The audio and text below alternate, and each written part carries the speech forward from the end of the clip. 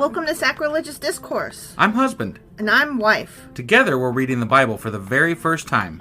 We grew up without religion and wanted to know what all the fuss was about. Well, what have we learned so far? That God is a dick, and apparently some people believe in talking donkeys? We're not trying to pass ourselves off as experts. Nope, we're just reading the Bible for the first time and giving our first take reaction. If you'd like to join us in this venture, you might consider starting at episode 1. Otherwise, jump in wherever you like. All right, let's go read the Bible. Yeah, let's get to it.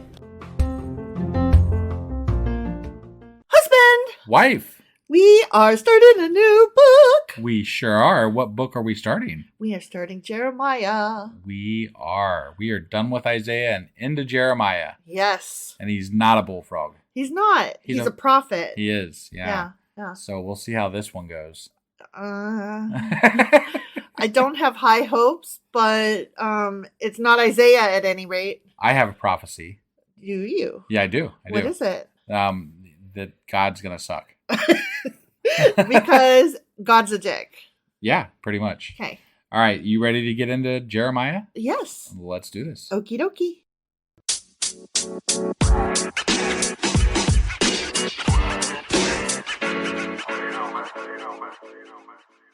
Okay, so we're about to hop into the book of Jeremiah. We sure are. And we know he's not a bullfrog, but other than that, we don't know a lot about him. I don't know shit about Jeremiah. Yeah, I don't either. Yeah. Well, I mean, I do now because I took some notes. Yeah. And so I thought I would give us a little intro before I hop into chapter 1. Okay, sure. Yeah? So the book of Jeremiah is the longest book in the Bible. Oh, fucking hell. I know. It has fewer chapters. It only has 52 chapters. But they're going to be longer chapters. And that's what I'm getting out of that. Okay. Yeah. Although this first chapter isn't too long. It's like medium length, whatever. Sure. Judgment, repentance, faith, and restoration are major themes and of this book. That seems to be the Bible. Yeah. Jeremiah lived circa 650 BCE to circa 570 BCE. So he kind of followed up Isaiah. Uh-huh. Like he was... I think they might have overlapped. Maybe. Right, sure. But he came after Isaiah. Yeah. Interesting. Okay. Jeremiah was also called Jeremias, or he's also known as the weeping prophet. I see. So I don't know why. I hope we figure that out. All right. Jeremiah was one of the major prophets of the Hebrew Bible. And according to Jewish tradition, Jeremiah authored the book of Jeremiah, the books of Kings, so both 1st and 2nd Kings. All right. And the book of Lamentations. Sorry, I lost my place. Which we have not got to. Right. So apparently he did that one too. Okay. With the assistance and under the editorship of Baruch ben Neriah, his scribe and disciple. I've heard that name before. Baruch ben Neriah? Yeah, it sounds familiar. Not to me. I don't know why, but I feel like I've heard that name before. So okay. Maybe it's a popular... I don't know. Well, if you figure it out, let me know. We should... I mean, it's a name... They got a name. Yeah. And, so that must mean they're something. He's somebody. Yeah. Well, right? He either wrote it or helped Jeremiah write all that shit. Interesting. That sounds like a special episode later. Maybe. Sure. Probably. Sure. The consensus among scholars is that there was a historical prophet named Jeremiah, and that portions of the book probably were written by Jeremiah and or his scribe Baruch, as I just said. Okay. All right. Jeremiah is an important figure in both Judaism and Christianity. Islam also regards Jeremiah as a prophet, and his narrative is recounted in Islamic tradition. Interesting. Okay. Yeah. So I probably could have gone on and said more, but that I think lays the good foundation for, who the fuck, why? Right. Yeah. Okay. So now we're going to start Jeremiah chapter 1. Sounds great. The words of Jeremiah, son of Hilkiah, one of the priests at Anathoth in the territory of Benjamin. Okay. The word of the Lord came to him in the 13th year of the reign of Josiah, son of Ammon, king of Judah, and through the reign of Joachim, son of Josiah, king of Judah, down to the 5th month of the 11th year of Zedekiah, son of Hosea, king of Judah, when the people of Jerusalem went into exile. Fuck. Right? That was a lot to follow. It really was. Toward that end, I am going to break away from reading for a second and go back to my notes here. Okay, sure. So This chapter serves as an introduction to the book of Jeremiah and relates Jeremiah's calling as a prophet. And what we just read was the first 3 verses, which are referred to as the superscription, where they're not really verses, they're an intro. Got it. Yeah. Here's the family line. This is why he's a prophet. Yeah. Blah, blah, blah, blah, blah. Yeah. And we've seen that before in some books. I don't always point it out hardcore, but because this one is like, what the fuck? Yeah. So verses 1 through 3 serve as a superscription that gives the introduction to the whole book by stating authoritative claims for its content. For 40 years, Jeremiah conveyed the word of the Lord to the people from the 13th year of King Josiah in 627 BCE until the deportation of the people from Jerusalem about 587 BCE. Okay? Yep. And so we start off with these first 3 verses with telling us who Jeremiah is. And according to Judges, the book of Judges, Anathoth was one of the Levitical or priestly cities. So, where it just said that's where he's from. Yep. Located within the land of the tribe of Benjamin, about 3 miles northeast of Jerusalem. Okay. And so he wasn't in the city. He was on the outskirts of it. And from certain vantage points in Anathoth, the walls of Jerusalem would be in full view. Okay. So, like I said, he grew up not in the great capital, but within sight of it. Sure. Okay. Yep. So that's where we are. Okay. And okay, let me get back to where you gotta go. Reading. Yeah. Yeah. Okay. Sorry, I don't normally go back and forth like this, but it just started out so abruptly. Yeah. This is a lot of information and 3 verses, go. And I was like, right. Yeah. I'm going to need you to break that down. Sure. So I feel a little bit better now. Okay. All right. Okay. Yeah. The word of the Lord came to me. So now I'm Jeremiah. Right. Okay. Yeah. Before I formed you in the womb, I knew you. Before you were born, I set you apart. I appointed you as a prophet to the nations. Alas, sovereign Lord, I said, I do not know how to speak. I am too young. But the Lord said to me, do not say I am too young. You must go to everyone I send you to and say whatever I command you. Oh, okay. Do not be afraid of them, for I am with you and I will rescue you, declares the Lord. Wow. Then the Lord reached out his hand and touched my mouth and said to me, I've put my words in your mouth. See, today I appoint you over nations and kingdoms to uproot and tear down, to destroy and overthrow, to build and to plant. At the age of 13? At the age of 13. Huh, okay. Okay. All right. So now I'm going to go back to my notes a little bit because I got a little bit more to say. All right. Okay. King Josiah, that's when he started. That's when Jeremiah got called originally. Right. King Josiah was one of the better kings of Judah, and he was zealous for reform. According to 2 Chronicles, it was in the 8th year of Josiah's reign that he, quote unquote, sought the Lord, and a few years later began an aggressive campaign to purify Israel of idolatry and to return to the Lord. So God called both Josiah and Jeremiah to serve him and his people at the same time. I see. So this would have been better served to read, way back then. You know what I mean? Sure. So in that list of kings that they gave, that we were in the first 3 verses and we were like, WTF, that's a lot of things. Right. There were 2 kings that were omitted. And that was in verse 3 specifically. And they were probably omitted because their reigns were so short, comprising only 3 months each. Oh, wow. Yeah. If you remember, when we read Kings. Yeah. There were some that didn't make it very long. Yeah. And that's why they were omitted from this list. Got it. Let's see. Just making sure I don't need any other notes here. Okay. Oh, it says the 5th month.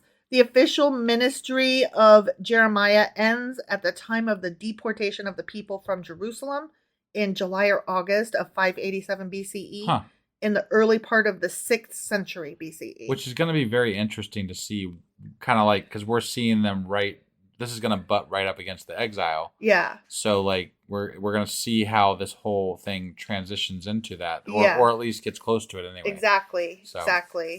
So with regard to the call and preparation of the call and preparation to the prophet Jeremiah. Right. Ancient Jewish legends say that Jeremiah was so called that he was born circumcised and that he came out of the womb prophesying. Right? I was like, oh, I have to include that in my notes. In fact, as the legend goes, in his out of the womb prophecy, he complained of the faithlessness of his mother. Oh, when she protested, he had to explain that he meant quote unquote mother as a symbol for Jerusalem. He's like, bitch, I ain't talking about you. Oh my God. these are like fish stories, right? Yeah, like this shit is just crazy. Yeah. Yeah, he came out uncircumcised because so... he was so holy. Like, well, how's your dick looking? That'll tell me how holy you are. What does your dick look like? Like, okay. Right. In verse 6 where he was like, dude, I'm too young. I can't do this. Like, what? Yeah. Jeremiah was probably anywhere from 17 to 20 years old at this time. Oh, it was in the 13th year of that king's reign. Yeah, Josiah's reign. Right, yeah. Okay. He likely felt that his inexperience due to his young age prevented him from being a good or authoritative messenger of God's word. Got it. So, blah, blah, blah. Sure. Okay, so back to reading. Yep. Okay. The word of the Lord came to me. What do you see, Jeremiah? I see the branch of an almond tree, I replied. The Lord said to me, you have seen correctly, for I am watching to see that my word is fulfilled. Okay. Okay. I gotta go back to my notes again. Okay. I know. I'm doing that a lot this time around. Yeah. But there was a lot in this. Got it. Okay. So that thing that I just read, Anathoth remains a center for almond growing to this day. And if you visit the area in early spring, you will witness the unforgettable sight of almond trees in bloom. But that's not the important bit. Okay. Here we go. This is why I wanted to read this.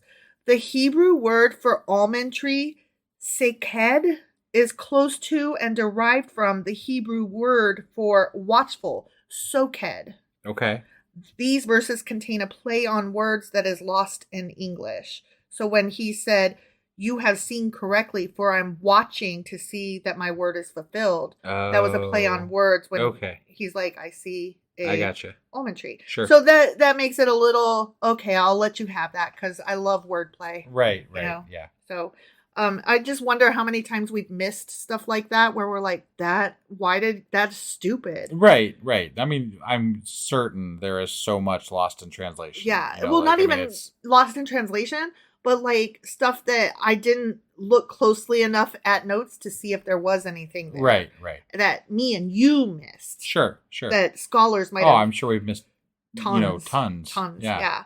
So, okay, I'm going back to reading now. And again, apologies for going back and forth. I don't normally do this, but you can see why I had to put that, It's right? a lot. Yeah, it's a lot. Okay.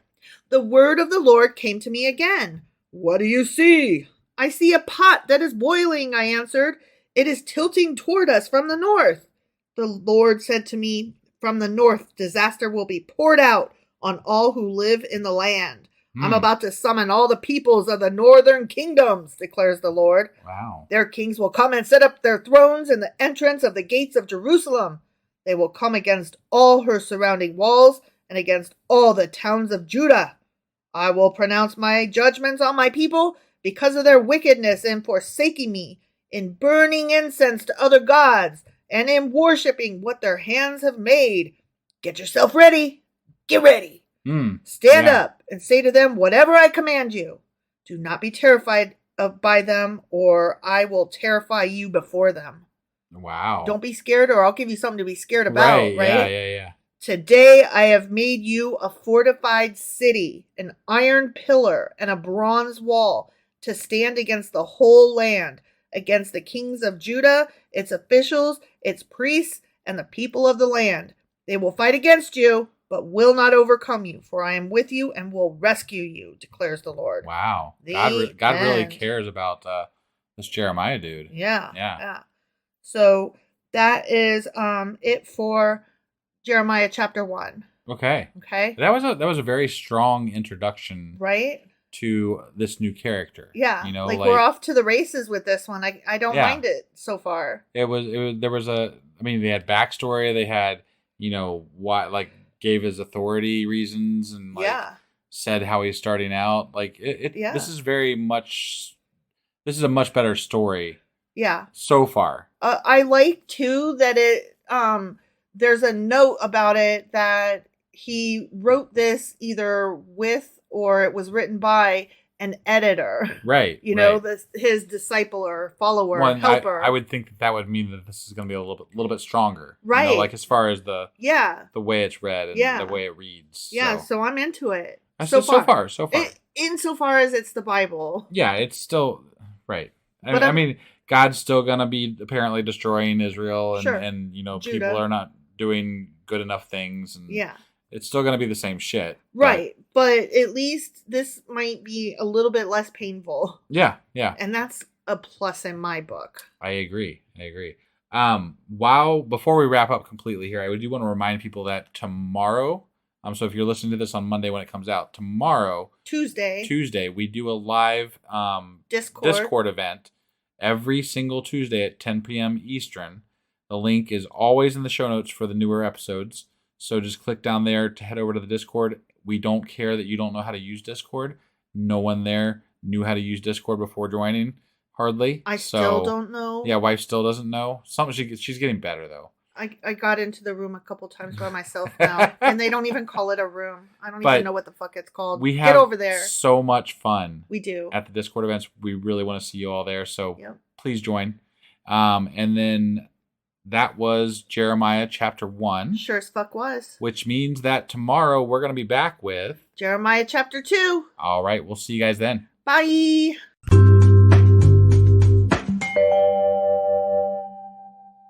Husband. Wife. Do you remember where we are and what happened yesterday? Well, we were introduced to Jeremiah. We were. And apparently he didn't need any introduction to God because God knew Jeremiah in the fucking womb. He did. And according to Jewish legend, my dude was even born already circumcised. Right, yeah. Because that's special. And then he saw some almonds. Mm-hmm. And then he saw a pot tipping over. Mm-hmm. From the north. Yeah, winter's coming. Winter is coming. That's true. The northern wall. Yeah, that's right. Yeah.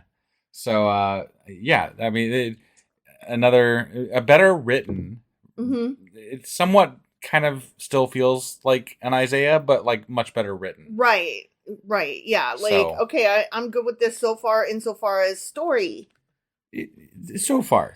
We'll see how it goes. Yeah. I'm not convinced yet that it's going to be that much better. No, I mean, it was only one chapter, so. At least it's not Isaiah. Right. So there's that. There is that. Yeah.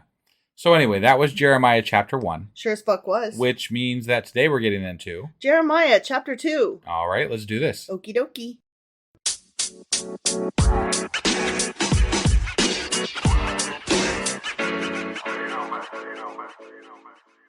Okay, so we are here jumping into Jeremiah chapter 2, and it's a doozy, my friend. Yeah, okay. Okay? Yeah.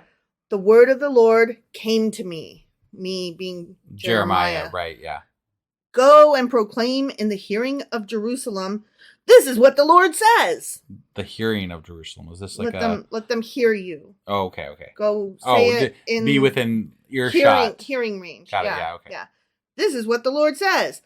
I remember the devotion of your youth, how as a bride you loved me and followed me through the wilderness, through a land not sown.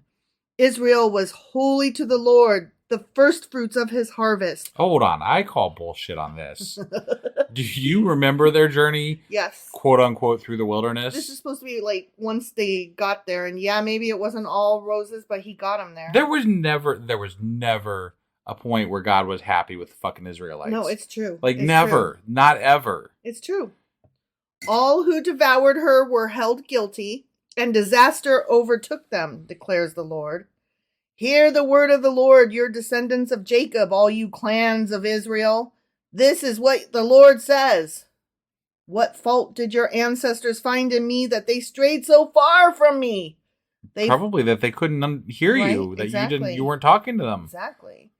They followed worthless idols and became worthless themselves.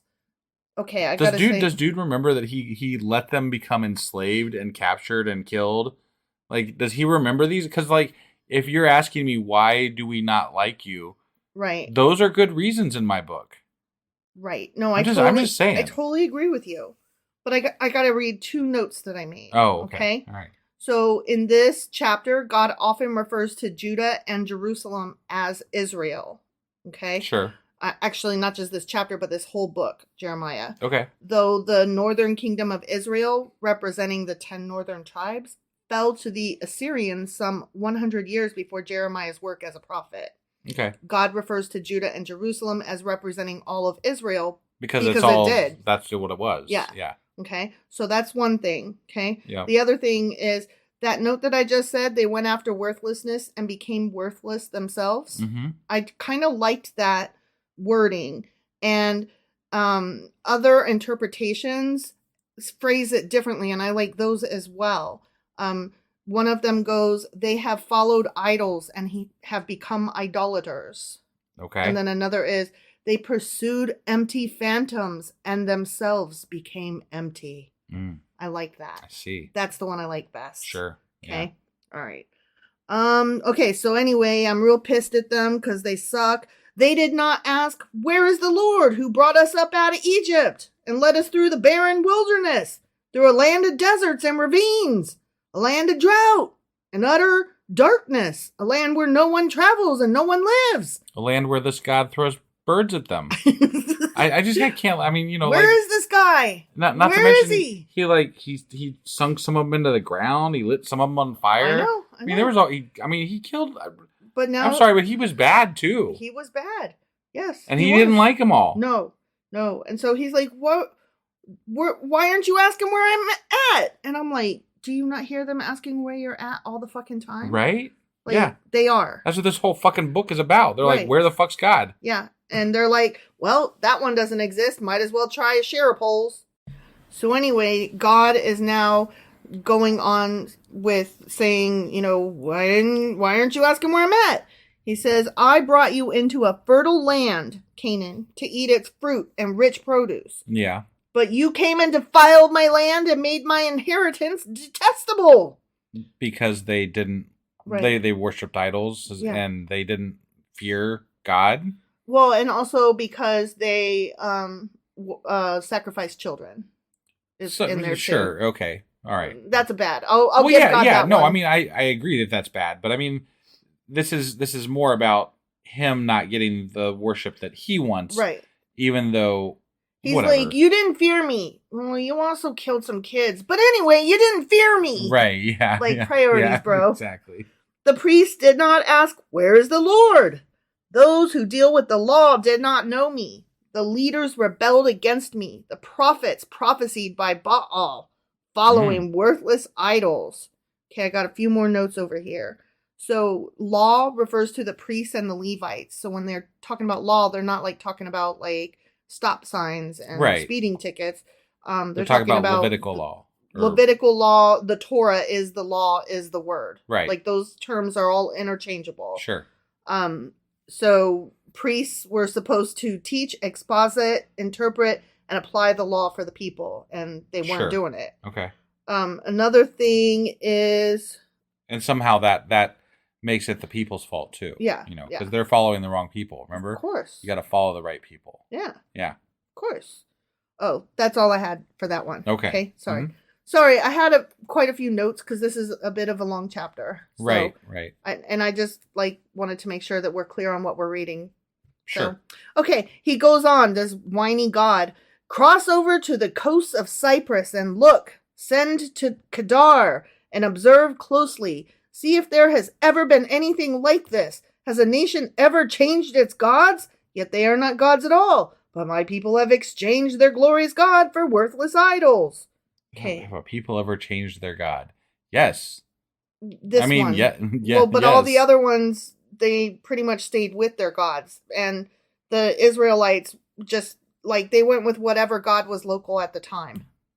So, okay. Yeah, the Egyptians all had Egyptian gods. You know what I mean? But it's easy to say that in a specific time frame, right? But I'm sure that there were other gods that people had long forgot in the past. And I know there were because they influenced some of what Christianity is. Right. So that is definitely true. Right. And then obviously there are gods that are long forgotten, not long forgotten, but long past today that, no one worships really. Like, not no one, but I mean, very few people worship the, Greek and Roman gods, right. That's not really a thing. Exactly. So we definitely forget gods. We don't really do. So I wish we'd forget this one hardcore. Right, yeah, no. He needs to be deep sixed. So when we were talking about the coast of Cyprus and send to Kedar, yes, Cyprus was the westernmost point in Judah's geography, while Kedar was a desert tribe far to the east. So basically, what he's saying is that from west to east is far either direction, which is to say, as far as anywhere, we know of anything, anywhere, right, everywhere, yeah, sure. anywhere. Okay. He's like, in all the world. Right. That we know between these 2 points. Yes. Have you ever seen such shit? Right. And it's like, well, yeah. That's not exactly the whole world, guy. Right. Be appalled at this, you heavens, and shudder with great horror, declares the Lord. My people have committed 2 sins, 2, count them 2. Oh, man. They have forsaken me, the spring of living water, and have dug their own cisterns, broken cisterns that cannot hold water. I see. Right. That just has to do with, like, God is supposed to be, like, the living water, whereas they just rejected him and decided to go their own way with their own gods. Right. No, I got it. Yeah. Is servant... No. Sorry, I dyslexiaed. Sorry. Is Israel a servant? My brain read, is Israel a servant, but my mouth was trying to say, is servant Israel? Yeah, I gotcha. Okay, so, is Israel a servant, a slave by birth? I mean, some of them are. Right. Some of the people there are, yes. And you let them become that. Yeah. So. And it's in your fucking rule book here, so fuck off. Why then has he become plunder? Lions have roared. They have growled at him. Yarr. They have laid waste his land. His towns are burned and deserted. You say this as though the God, like this is God or Jeremiah speaking for God or whatever the fuck's going on here. Mm-hmm. But he's saying this as though he couldn't have stopped it or he couldn't have controlled it. Right. And there's like multiple things here that are wrong with this whole scenario. Yeah. Because he is God, right? Mm-hmm. So he could, first of all, he could control what they're thinking. Sure. And help guide them better to find him. He could be present. And he could also keep them from being fucking murdered. Yeah, he could do that, couldn't he? I mean, this whole premise is bullshit. Teach them to set slaves free. He could teach them that women are not property. Yeah. He could teach them how to build a microwave. He really could. I mean, I'm just saying, he's God, Yeah. He could teach them rocket science so that we get on the moon sooner. Right, yeah. Since we're doomed to fuck this planet up. All right. Also, the men of Memphis and Tapanahi... Hold on. I had this earlier. Tapanis. No. Oh my God. This is painful. Tapanas. Okay, just pick one. Okay. I don't fucking care. Okay, sorry. Tapanese have cracked your skull.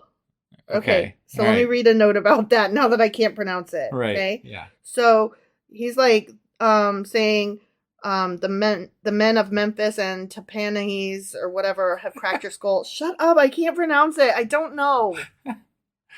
Anyway, nor do I. But it's just fun watching you struggle with it. That's not fair. You're mean.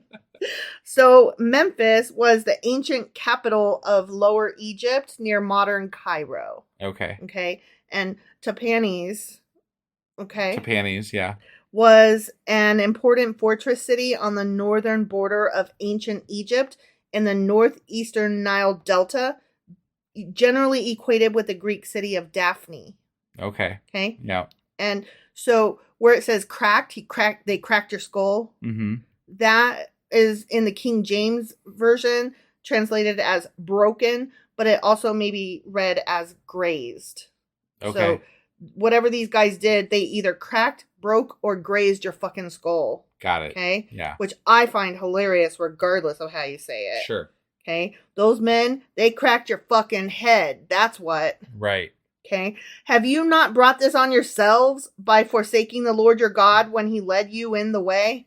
I mean, yeah, sometimes they do bring it on themselves, but I forgive them because their God is stupid. They bring it on themselves in the same way that anybody brings war upon themselves. They are, dealing with other countries and fighting other countries. It has nothing to do with God. Right. In fact, God could be the one that stops it. Yeah. He just doesn't. It's true. Now, why go to Egypt to drink water from the Nile? And why go to Assyria to drink water from the Euphrates? Your wickedness will punish you. Your backsliding will rebuke you. I rebuke you. Consider then and realize how evil and bitter it is for when you forsake the Lord your God and have no awe of me, declares the Lord Almighty.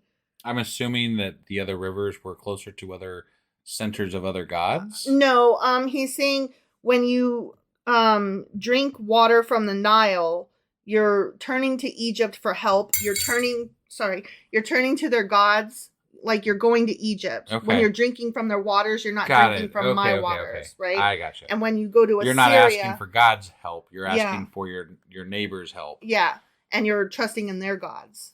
Sure. So, okay. Yeah, all right. That's what he's saying. Well, I mean, when you have a bad record of not helping, yeah, yeah, exactly. You got to reach out to who you can. Mm-hmm. Long ago, you broke off your yoke and tore off your bonds. You said, "I'll not serve you." Indeed, they did. So God's saying that he enslaved the Israelites. Uh-huh. That's awesome. Yeah. Oh. Indeed, on every high hill and under every spreading tree, you lay down as a prostitute. You almost spit out your teeth. I did, yeah. He said you're a whore. Hey, you know what? Sex work is real work. So yeah, I'm not judging. I'm just I know. To hear God call his people whores, right? And prostitutes. I'm like, what the fuck? I thought that only good, nice words were supposed to come out of God's mouth because he's like the holiest holy or whatever. But he says some real shit, doesn't he? He's a bit of a name caller. Yeah, I'd say. Yeah. I had planted you like a choice vine of sound and reliable stock. How then did you turn against me into a corrupt wild vine? Although you wash yourself with soap and use an abundance of cleansing powder, in other places it says lye. Okay. Like Lye. Yeah. Like, which is soap. Right. The stain of your guilt is still before me, declares the sovereign Lord. Okay. How can you say, I'm not defiled? I have not run after the balls. After the balls? Yeah. Okay. Well, right. The balls. Yeah, right. But you can't say balls out of nowhere and expect people to understand what it is. So I didn't run after these nuts. The other gods, essentially. Yeah, exactly. See how you behaved in the valley? Consider what you have done. Okay, so in the valley. This is where they sacrifice the kids? Yeah. Let's see. Scroll down. So this refers to the valley of Hinnom. Right. The deep gorge that lies to the west and south of Jerusalem. This was a place of idolatry and hideous deeds where all sorts of heathen rites were practiced, including the worship of Baal and the worship of Molech. Wow. Remember that guy? I do. Yeah, so they did all kinds of yucky stuff there, and they burned kids and stuff. So right. They're not good. Yeah. Didn't they compare that to like hell at one point or something like that? Yeah, Gehenna. Essentially something like that. Yeah. Yeah. Okay. Yeah, it was a stinky trash pile of constant fire, and right. It was called Gehenna, and that's where because there was burning children, and there was all that shit. And so that's became the word for Hades, the underground. Yeah. And that became hell. Right. So, see how you behaved in the valley? Consider what you have done. You are a swift she-camel running here and there. I'll tell you about this in a minute. Okay, yeah. A wild donkey accustomed to the desert, sniffing the wind in her craving. In her heat, who can restrain her? So he's again calling them not just prostitutes, but now they are wild animals in heat. Because apparently female donkeys and what else was it? Camels. Yeah. They will go nuts when they're in heat, and they will just hop on anything and try to be mounted all the time. Got it. So he's just really being nasty. Sure. So yeah. Any males that pursue her need. Oh, wait, let me read that again. Any males that pursue her need not tire themselves. At mating time, they'll find her. Damn. He's so cold. This is not okay. This is not how you talk to your people. Right? If you ever talk to me like this, much less a God, no, this is not okay. No. Do not run until your feet are bare and your throat is dry. But you said, it's no use. I love foreign gods and I must go after them. I gotta do it. As a thief is disgraced when he is caught, so the people of Israel are disgraced. They, their kings, and their officials, their priests, and their prophets. I don't know. They keep doing this, apparently, because it's been like a constant theme for as long as we've been reading the Bible so far. Yeah. I don't think they're that ashamed. They just keep doing it. Right. They might be ashamed because they get in trouble by the law. Right. That's not really being ashamed, though. That's just being scared of getting caught. Right. So there's a difference there. Yeah, well, that's what he's going to go on to say, that y'all always turn to me, but you're not sorry for what you did. You're just sorry you got busted. Why would they be sorry for not... They don't know you. They don't. Right. You haven't talked to them. You haven't told them shit. Yeah. So I kind of just piss off, man. You're so bitter.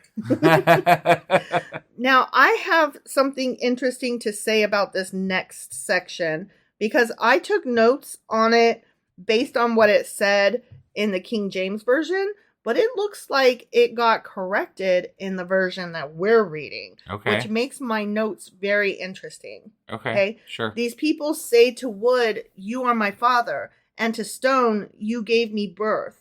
They have turned their backs to me and not their faces. Yet when they are in trouble, they say, come and save us. Where then are the gods you made for yourselves? Let them come if they can save you when you are in trouble. For you, Judah, have as many gods as you have towns. Wow. Okay. So the tree was a wooden idol representing Asherah. So Asherah poles. Right. The leading female Canaanite deity. Didn't they destroy all those at one point? Sure.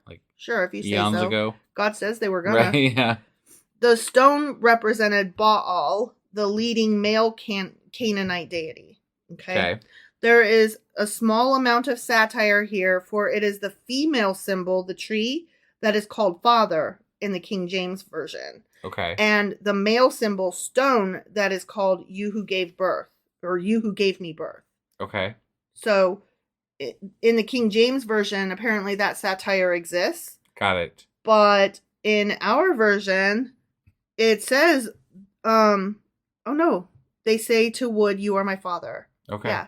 So they're saying it backwards. Right. And so apparently Israel was confused about what she was worshiping when she turned to other gods. I see. Which is interesting. Okay. So not only did they adopt other gods, they didn't even pay real close attention to what they were doing. I mean, you could relate that to today, I think. Mm-hmm. I don't think that many quote unquote worshipers today really know that much about what they're worshiping. Clearly. So because if you tell them there's rape in the Bible, they'll look at you like you're insane and they'll scream, how dare you say such ugly things about the holy book. Right. And it's like, so then you haven't read it then. In fact, most of the people that I know that have truly studied the Bible are much more humble about, like, if they still believe, they're much more humble about their belief, and or they or became an atheist. Right. You know, like, right. I mean, like, they're either like, I still call myself a Christian, but man, the Bible's trash. Right. So like, and I would say, I would go so far as to say that, like, I have met some preachers, like, we used to have a landlord that was a Baptist preacher. Yeah. Right? Or pastor, whatever they call him. I don't really know. Pastor. Yeah, that's right. Pastor. Yeah. So, anyway, they, I would go so far as to say, I don't think he knows the Bible that well. He cherry picks. I think he cherry picks for himself. You know, like, he sees it with rose tinted glasses, and he wants to see the things that he wants to see. Yeah. And that's how he chooses to read the Bible. And that's how a lot of people choose to read the Bible. Sure. If they read it at all. Right. So. And that's the problem. They're not reading it straight through. Right. Well, they're not even. It doesn't have to be straight through. No, but they're not even reading one book of the Bible straight through. Right. You know what I'm saying? You do have to look at it critically, I think. You know, right. Like, if you want to truly, like, if you truly want to embrace God, right? If you want to embrace. Be one with the Word. Right. Then you need to embrace it all, and you need to understand it all and work through it all. Right. Right? Like, you should have an answer for me, for you, right? For our listeners, as to why you believe in this God and support this God when these things happen in the Bible. Right. Have an answer ready. Yeah. Let us know that you have thoroughly thought through every aspect of your belief and you still choose to be what you are. Yeah. You know, I'm not saying that you... Look, I would even accept, you know what? That part bothered me too. And I don't have an answer for that. Right. But be aware of it. Right. The fact that they're like, no, it's not. Right. Or it's not ours to know. Like, no. That's shorthand for enough. I didn't read it. Either I didn't read it or that was too hard. So I just decided it's in God's hands. Right. You put in God's hands everything that you can't be bothered with. Right. And that's too easy. I'm sorry. No, I agree. Yeah. Okay. So anyway, father, mother, birthstone, whatever. Yeah. Okay. They have turned their backs to me. Come save us. Okay. Where then are the gods you made for yourselves? And they're not coming to save you. Blah, blah, blah. Okay. Here we are. Okay. All right. Why do you bring charges against me? You have all rebelled against me, declares the Lord. In vain, I punished your people. They did not respond to correction. I wonder why. No one likes being smacked, dude. No. So, you know. No. Your sword has devoured your prophets like a ravenous lion. I like that, actually. Yeah. You of this generation, the kids these days, right? Consider the word of the Lord. Have I been a desert to Israel or a land of great darkness? I'm going to go with both. Both, yeah. Those. A great dark desert. Right, yeah. Why do my people say, we're free to roam? We will come to you no more. I don't know, dude. Why did they say that? Why do they feel like they want to go see other lands? Right, yeah. I learn new practices. Usually when people are breaking up with you, they got a good reason for it. So. That is true. You know? Does a young woman forget her jewelry, a bride her wedding ornaments? Yet my people have forgotten me. Days without number. Nobody knows the trouble the Lord sees. Right? Nobody knows the sorrow. If I was going to create my perfect God, he would just be he'd be the dude. Mm-hmm. You know, from what the fuck's that movie called? God damn it. Movie. That one movie with the dude, with the rug. You know, with the rug, yeah. The carpet. And the bowling and and all the shit. That's just like your opinion, man. Is it called the dude? No, it's not. No, it's not called the dude, is it? What's it called? I can't it's fucking not remember. Called the dude, but no, the second that you said it, it like went out of my head. It might be the dude. It's not the fucking dude. Whatever. He's but anyway, the dude. He needs to be God. Yeah. That dude's cool. That dude is cool. Yeah. How skilled you are at pursuing love. Even the worst of women can learn from your ways. The worst of women. Okay, right. On your clothes is found the lifeblood of the innocent poor, though you did not catch them breaking in.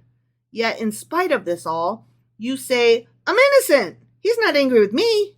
But I will pass judgment on you because you say I've not sinned. Why do you go about so much, changing your ways? You will be disappointed by Egypt as you were by Assyria. You will also leave that place with your hands on your head, for the Lord has rejected those you trust. You will not be helped by them, fuckers.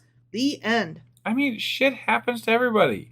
Mm-hmm. It doesn't matter which god you're fucking, worshiping. It doesn't matter.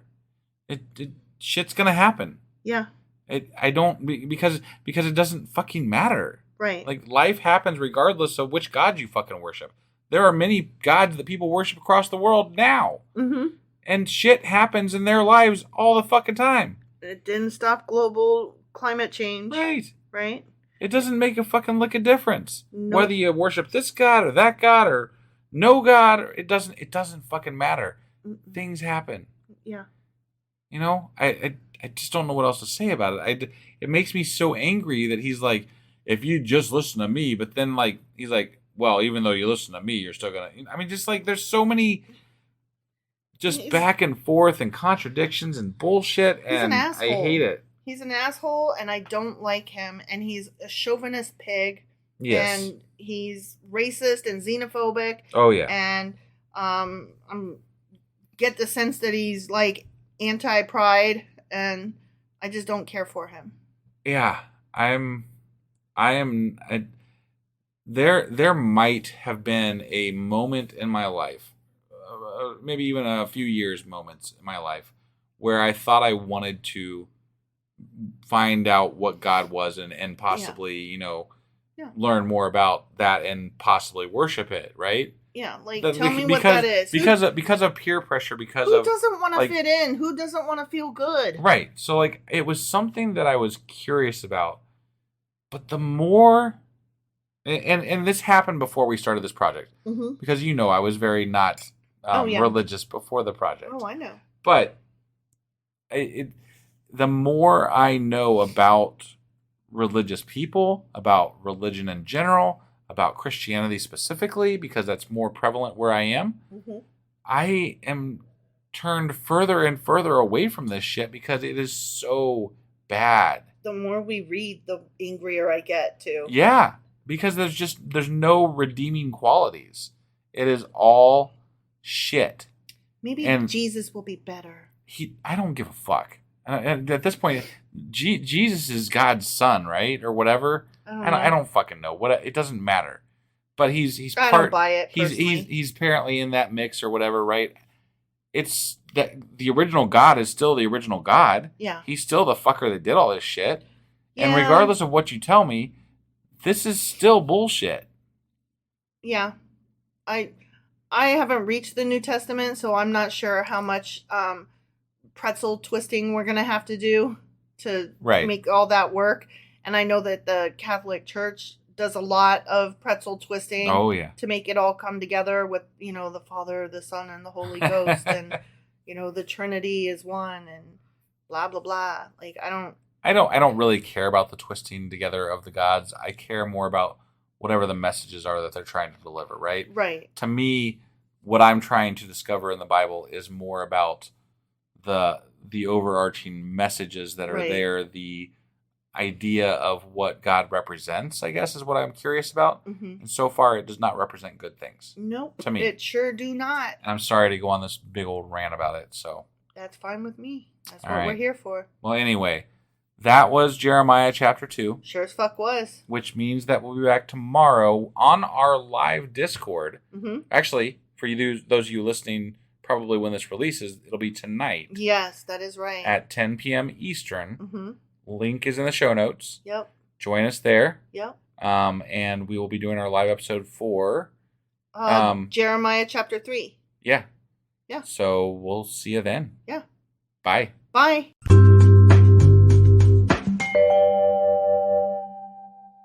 Husband. Wife. Do you know where we are and how the fuck we got here? We are in Jeremiah. We are in Jeremiah. Yes. And yesterday we covered Jeremiah chapter 2. 2. We're only in 2. Yeah. And I think God was calling Israel a prostitute and... fucking whores. Something like that, yeah. And then... I don't know. There was some shit that wasn't the pot spilled towards from the north. That was in 1. That was in 1. Yeah, he saw the almonds in 1. Oh damn. Okay. Yeah. Now I'm getting it mixed up. Chapter 2 was just continuation of Jeremiah saying, I mean, that's kind of how I felt about God it. said, right, and God is very angry because the Judahs and the Israels, they're doing bad and they're doing the pagan celebration of Molech and Baal. That's right. Oh yeah, we talked about the valley where they sacrifice children and all that kind of stuff. Valley. Right. So there was that. Look who paid attention. It was me. Mostly you, yeah. Mm-hmm. I got some of it. Okay. A little bit of it. I got most of it. You got most of it. Yeah. Yeah.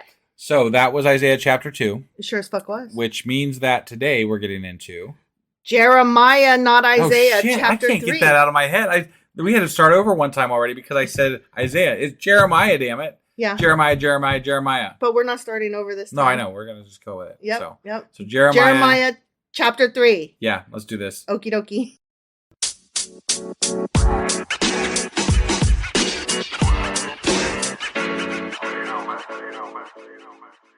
All right. We are getting into Jeremiah chapter 3. We sure are. Not Isaiah. Not Isaiah. Jeremiah. Chapter 3. The guy that was not the bullfrog. Correct. Okay. Yes. Ready? I'm ready. Okay, this is a continuation off of the last chapter. Okay. Like the first 5 verses or so are like, oh, we forgot we were still talking. Oh, okay. So remember he was like, follow all the rules, fuckers. Yeah. Okay. Yeah. So he's still like, follow all the rules, fuckers. So it just starts out like mid-paragraph. If a man divorces his wife and she leaves him and marries another man, should he return to her again? Wait, why the man has a... If she divorces him and... No. A man divorces his wife. Yeah. And she leaves him and marries another man. So like me and you are together, right? Yeah. And then you're like, wife, I'm divorcing you. And I'm like, sure. Fine. And then I go marry some other dude. And then I'm like, oh shit, but I missed that other guy. And so then I came back to you. Should you marry me again? No. Right. Because Deuteronomy said no. Right. And also because you're an asshole. Well, yeah. I mean, it's already... I'm gonna. You wouldn't take me back. You gotta take me back. Baby, I love you. If people get divorced, they usually get divorced because they were incompatible at some level, right? Yeah, but maybe they grew. Nah. No. People like to think they grew. I don't think they really do. That's true. I mean, to some extent they do, but like not like as much as we like to think. All right. You're still you. You're still. I would consider taking you back. I would say if anything, you age. I would consider taking you back. I'm the better person here. You can't say that. We've never been divorced, so I know. Don't ever divorce me. Okay, if a man divorces his wife and she leaves him and marries another man, should he return to her again?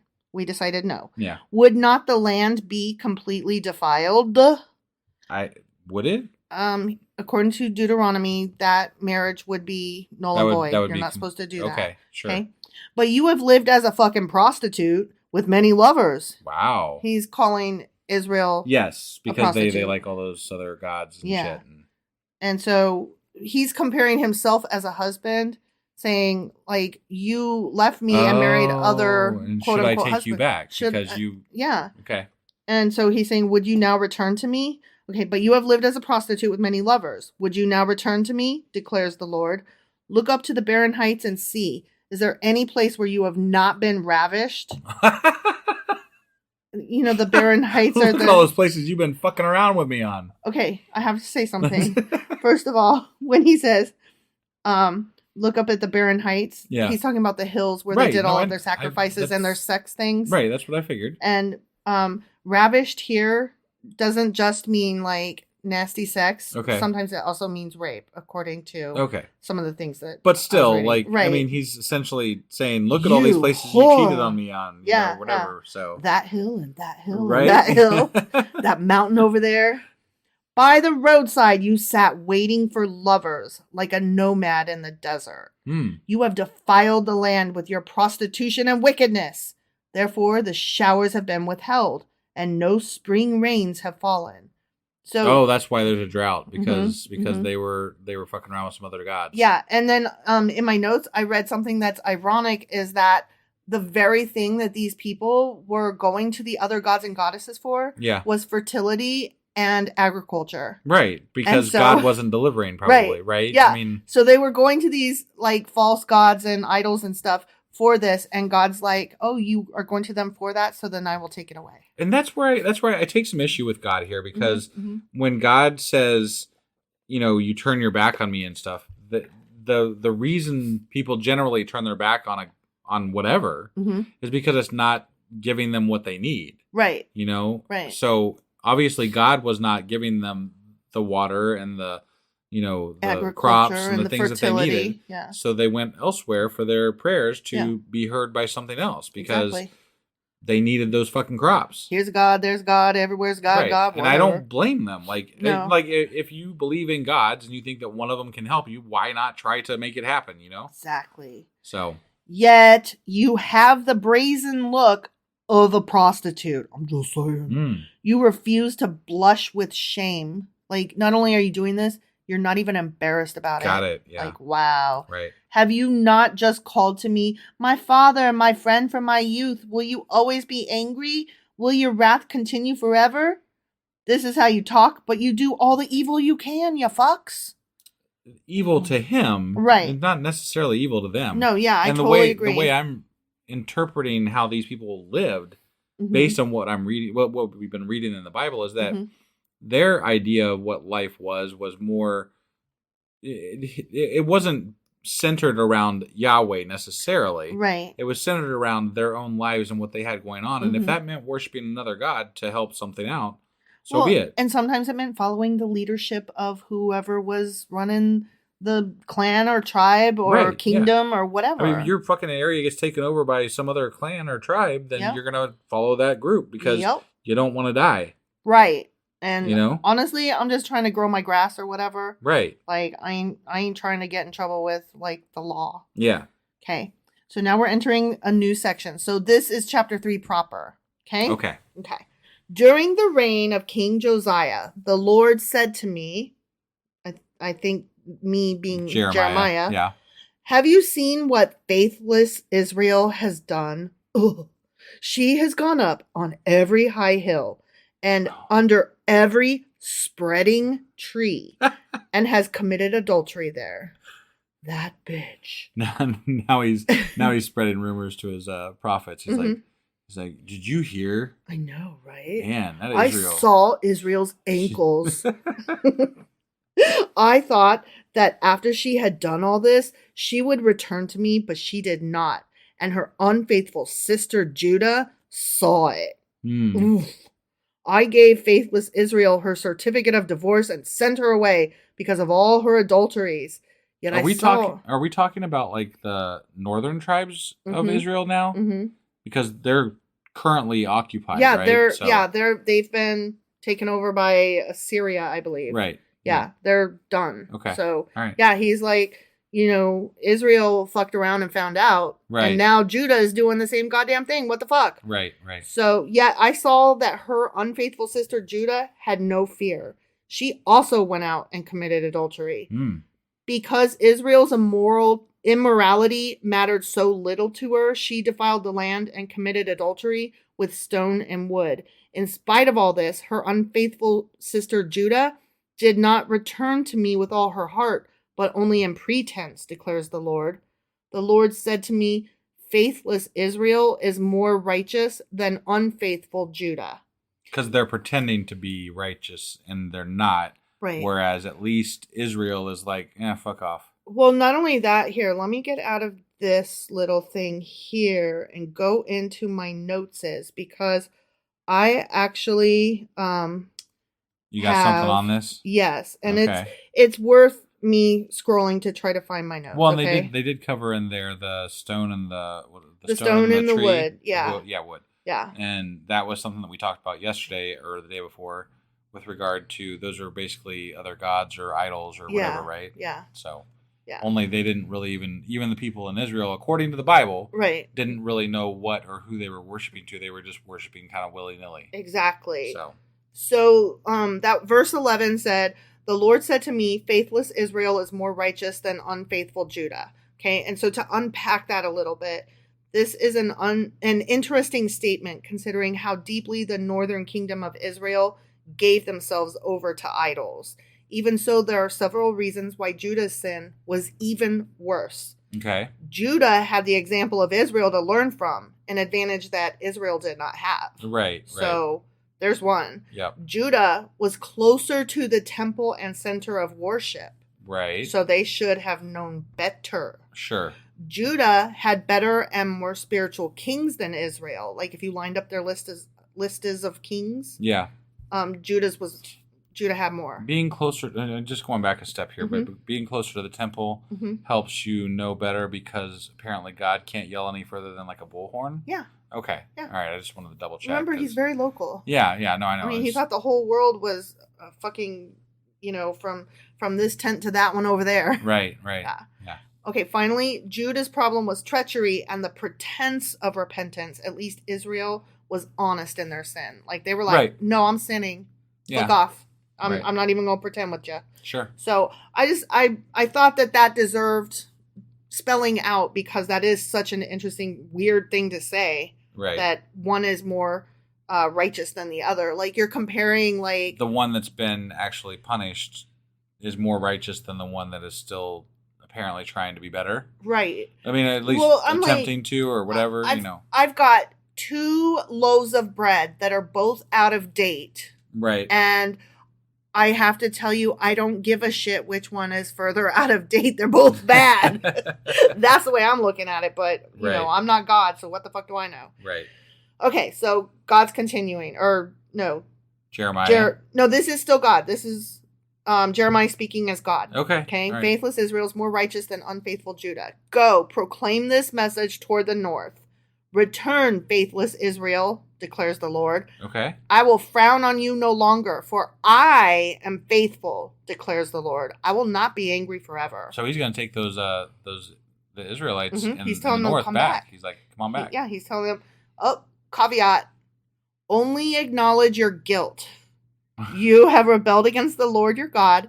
You have scattered your favors to foreign gods under every spreading tree and have not obeyed me, declares the Lord. Return, faithless people, for I am your husband. I will choose you, one from a town and two from a clan, and bring you to Zion. So here and there and everywhere. Just come. Yeah. Come. Sure. Then I will give you shepherds after my own heart who will lead you with knowledge and understanding. In those days, when your numbers have increased greatly in the land, people will no longer say, the Ark of the Covenant is the Lord. So there will come a time when y'all believe me so much that even the Ark will not, you won't need that. Okay. You won't need that symbol of me. You'll just believe in me without that. Sure. And I'm like, no, they won't. Well, I mean, to be fair, we don't really talk about, like, people believing God, not the Ark of the Covenant. Right. That apparently, based on that statement, it sounds like the Ark of the Covenant was a much bigger symbol to them than it is to, current generations of Christians. Sure. So at least that's how I'm interpreting that. So I guess. I don't know. I feel like he's saying there will be a time when you'll be so fucking religious, you human beings, that you won't have to worry about a symbol of me to look at. You'll always be looking up instead of around at your things. Okay. You won't need that earthly representation of me because I won't be sitting in that one little tent. Well, if that's the case, then that didn't work out very well. Right. That's what I'm saying. Like, no, that melted people's face and then it got sent to a warehouse. Okay. It will never enter their minds or be remembered. It will not be missed, nor will another one be made. At that time, they will call Jerusalem the throne of the Lord, and all nations will gather in Jerusalem to honor the name of the Lord. No longer will they follow the stubbornness of their evil hearts. I can't see all the nations of the world gathering together anywhere and worshiping anything together. Okay. I can't even see them agreeing on anything. Well, here's the thing. I don't know if you recall when Europe, all the countries in Europe started using the euro. Yeah. That was a cause for both celebration and fear. The Christians that are like heavily into this whole end time stuff, right? They were super excited because they were like, "Oh shit, we're all coming together under one coin." My God. Like, and okay, I kind of in a large overview way of looking at it, bigger picture, I'm like, okay, yeah, I get that. Okay, I can see that. But then again, like people that were not looking forward to the end of time, they were like, no, this is going to be Satan. You're the Antichrist coming and that should never happen. So you had like one extreme and the other. Did you have any of that? I've heard of stuff like that, but I don't specifically recall that. So okay. But I've seen stuff like that pop up. Not people take a lot of things as signs that this is the end times or this is So I've encountered those things before. I'm always just like whatever. Like it's to me it's the guy with the fucking the sandwich board walking down the street that says the end is nigh. Yeah, ringing his bell. Like, yeah. So. Well, I think also, oh, never mind. I forgot what I was going to say. Literally, like mid-sentence, it was like, nope, I'm done. Right. Sorry. Yeah. Nothing, carry on. In those days, the people of Judah will join the people of Israel, and together they will come from a northern land to the land I gave your ancestors as an inheritance. What are they going to be doing? Because they're going to be conquered by someone in the north, and they're going to be coming back down from there? Yep.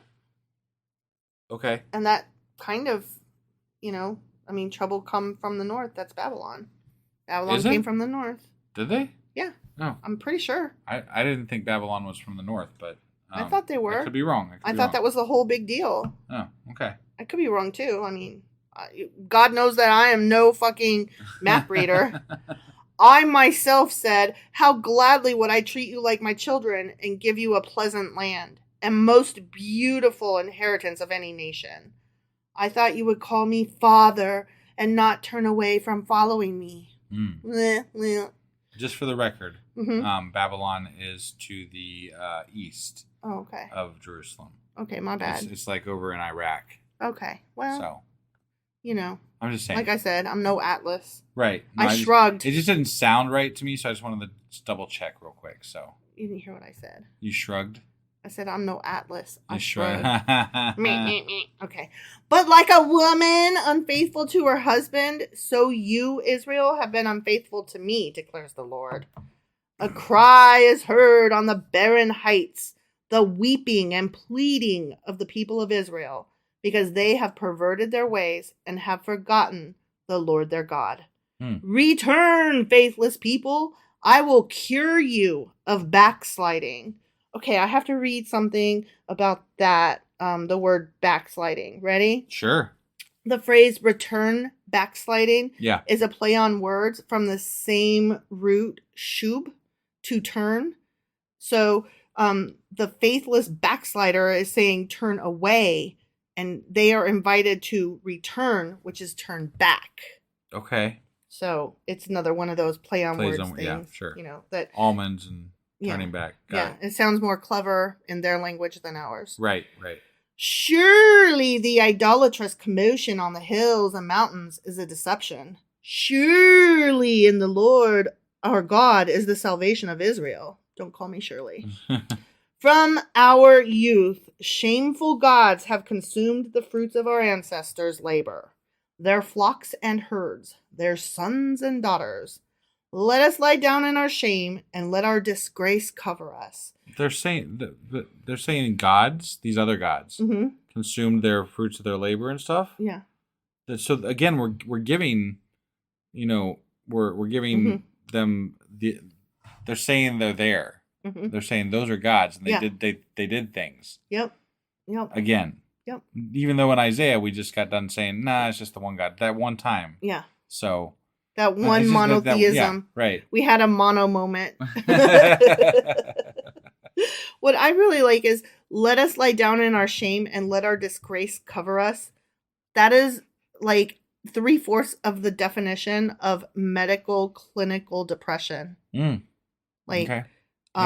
Lying down in your shame, letting your disgrace cover you, and you cannot crawl out from under it. Right. Because it's a heavy weighted blanket. Yeah. That is pretty good. Like if I was going to, say, what does depression feel like? I would be like, well, that's one. That's a little bit of it. Right. Okay. Right. We have sinned against the Lord our God, both we and our ancestors. From our youth till this day, we have not obeyed the Lord our God. The end. Okay. So they're admitting that they're in the wrong again. No, they're not. This is God saying that y'all will say this. When you come back to me, you'll say all these beautiful things. My bad. And then I'll think about taking you back, Well, but keep in mind, we are reading a prophecy from Jeremiah, right? So technically this is Jeremiah prophesying that speaking for God. This happened because God was talking to him. Yeah. So, and then it might be his scribe, whatever. Baruch. It was Baruch. Baruch? Yeah. That doesn't sound right, but okay. I'm pretty sure it's Baruch. Baruch. Be right. I'm pretty sure I'm right. Okay. All right. Here, I'm going to go scroll You're up here. You're going to go scroll and find it, huh? I am, because I know that dude's name was Baruch. Baruch. The Baruch is on fire. We don't need no water. Let the burn. It's Baruch. So I was right? Yep. You're right. Goddamn. Yep. Here's the thing. I can't remember numbers, but oh shit, I just closed out. Whatever. I'm not good at numbers, but I'm pretty good with like some words sometimes and some names sometimes. Right. Because I'm reading them. Yes. All right. I'm not always great with that stuff, but I try really hard. You too. I'm better with like numbers. Oh my God. Well, but also like overarching ideas. Like you don't always kind of catch the whole picture. No, I absolutely do not. So I have zero understanding that there is a whole picture. Sometimes much less. You say something and I'm like, what? And you're like, yeah, it was da da da da da da da, and like this happened and that happened, and I'm like, that's not at all what happened. Were you paying attention to what you read? Shut up. That's no, me. but no.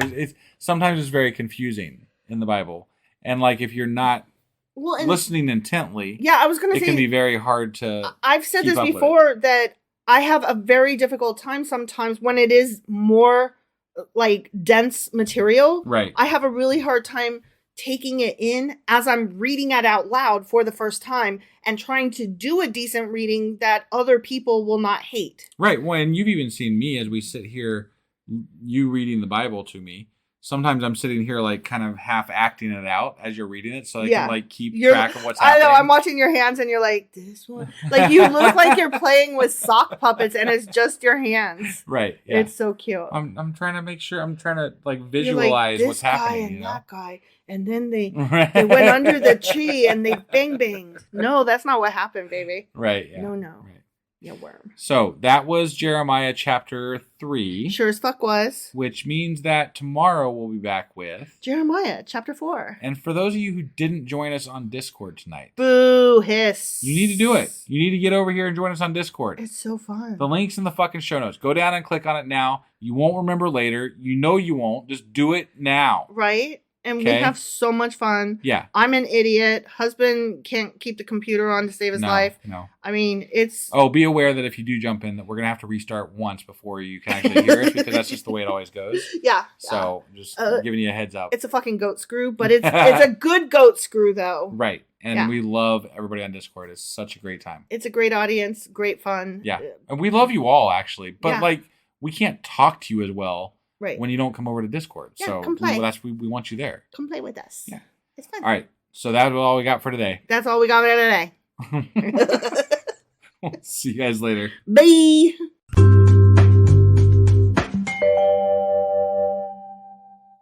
Husband. Wife.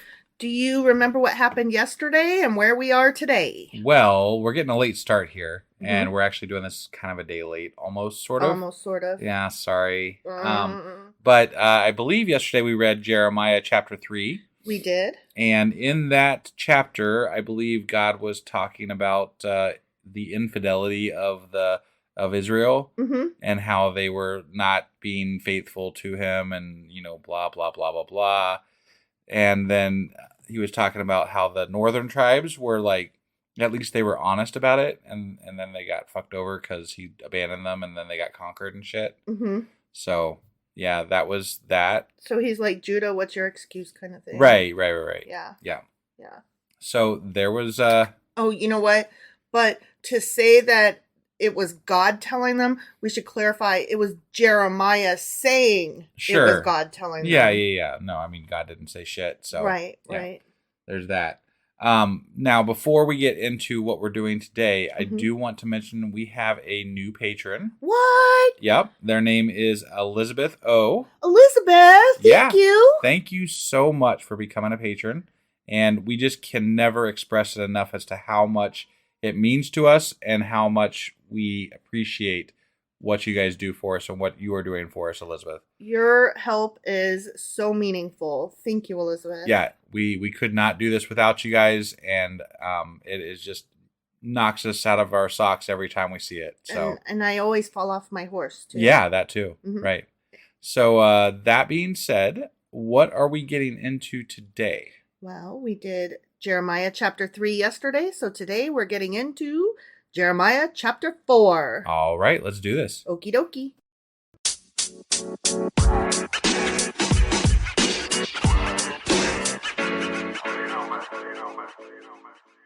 Okay, so we are hopping into Jeremiah chapter 4. Okay. Which is a continuation of the previous chapter. Got it. And that section that is continued into this one was about Israel and Judah being entreated to repent. Okay, so we're just in the middle of that conversation. Got it. So Jeremiah is quoting God, and God is saying, if you, Israel, will return, then return to me, declares the Lord. Not those stone and wood idols and whatever. Yeah, right. Yeah, don't do the tree. Yeah. Do me. Right. Yeah.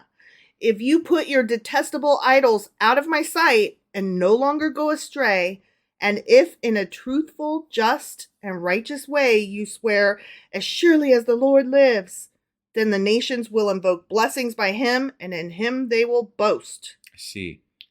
Does the Lord live? Like, is he an entity that is alive? I'm curious about that because, like, he's a god, water. Right? What is a god? A god is more like a concept, isn't it? Or if a god is immortal, does that mean that they're alive? I mean, can you really be said to be living if you can't never die? Right? Yeah, that's a good question. I'm just, just one of those thoughts that has crossed my mind. Yeah, is. I'm curious about that myself. Yeah. It's a stupid question, but it's the one that I have nonetheless. I don't think it's a stupid question. I think it's a philosophical question. Sure. Yeah.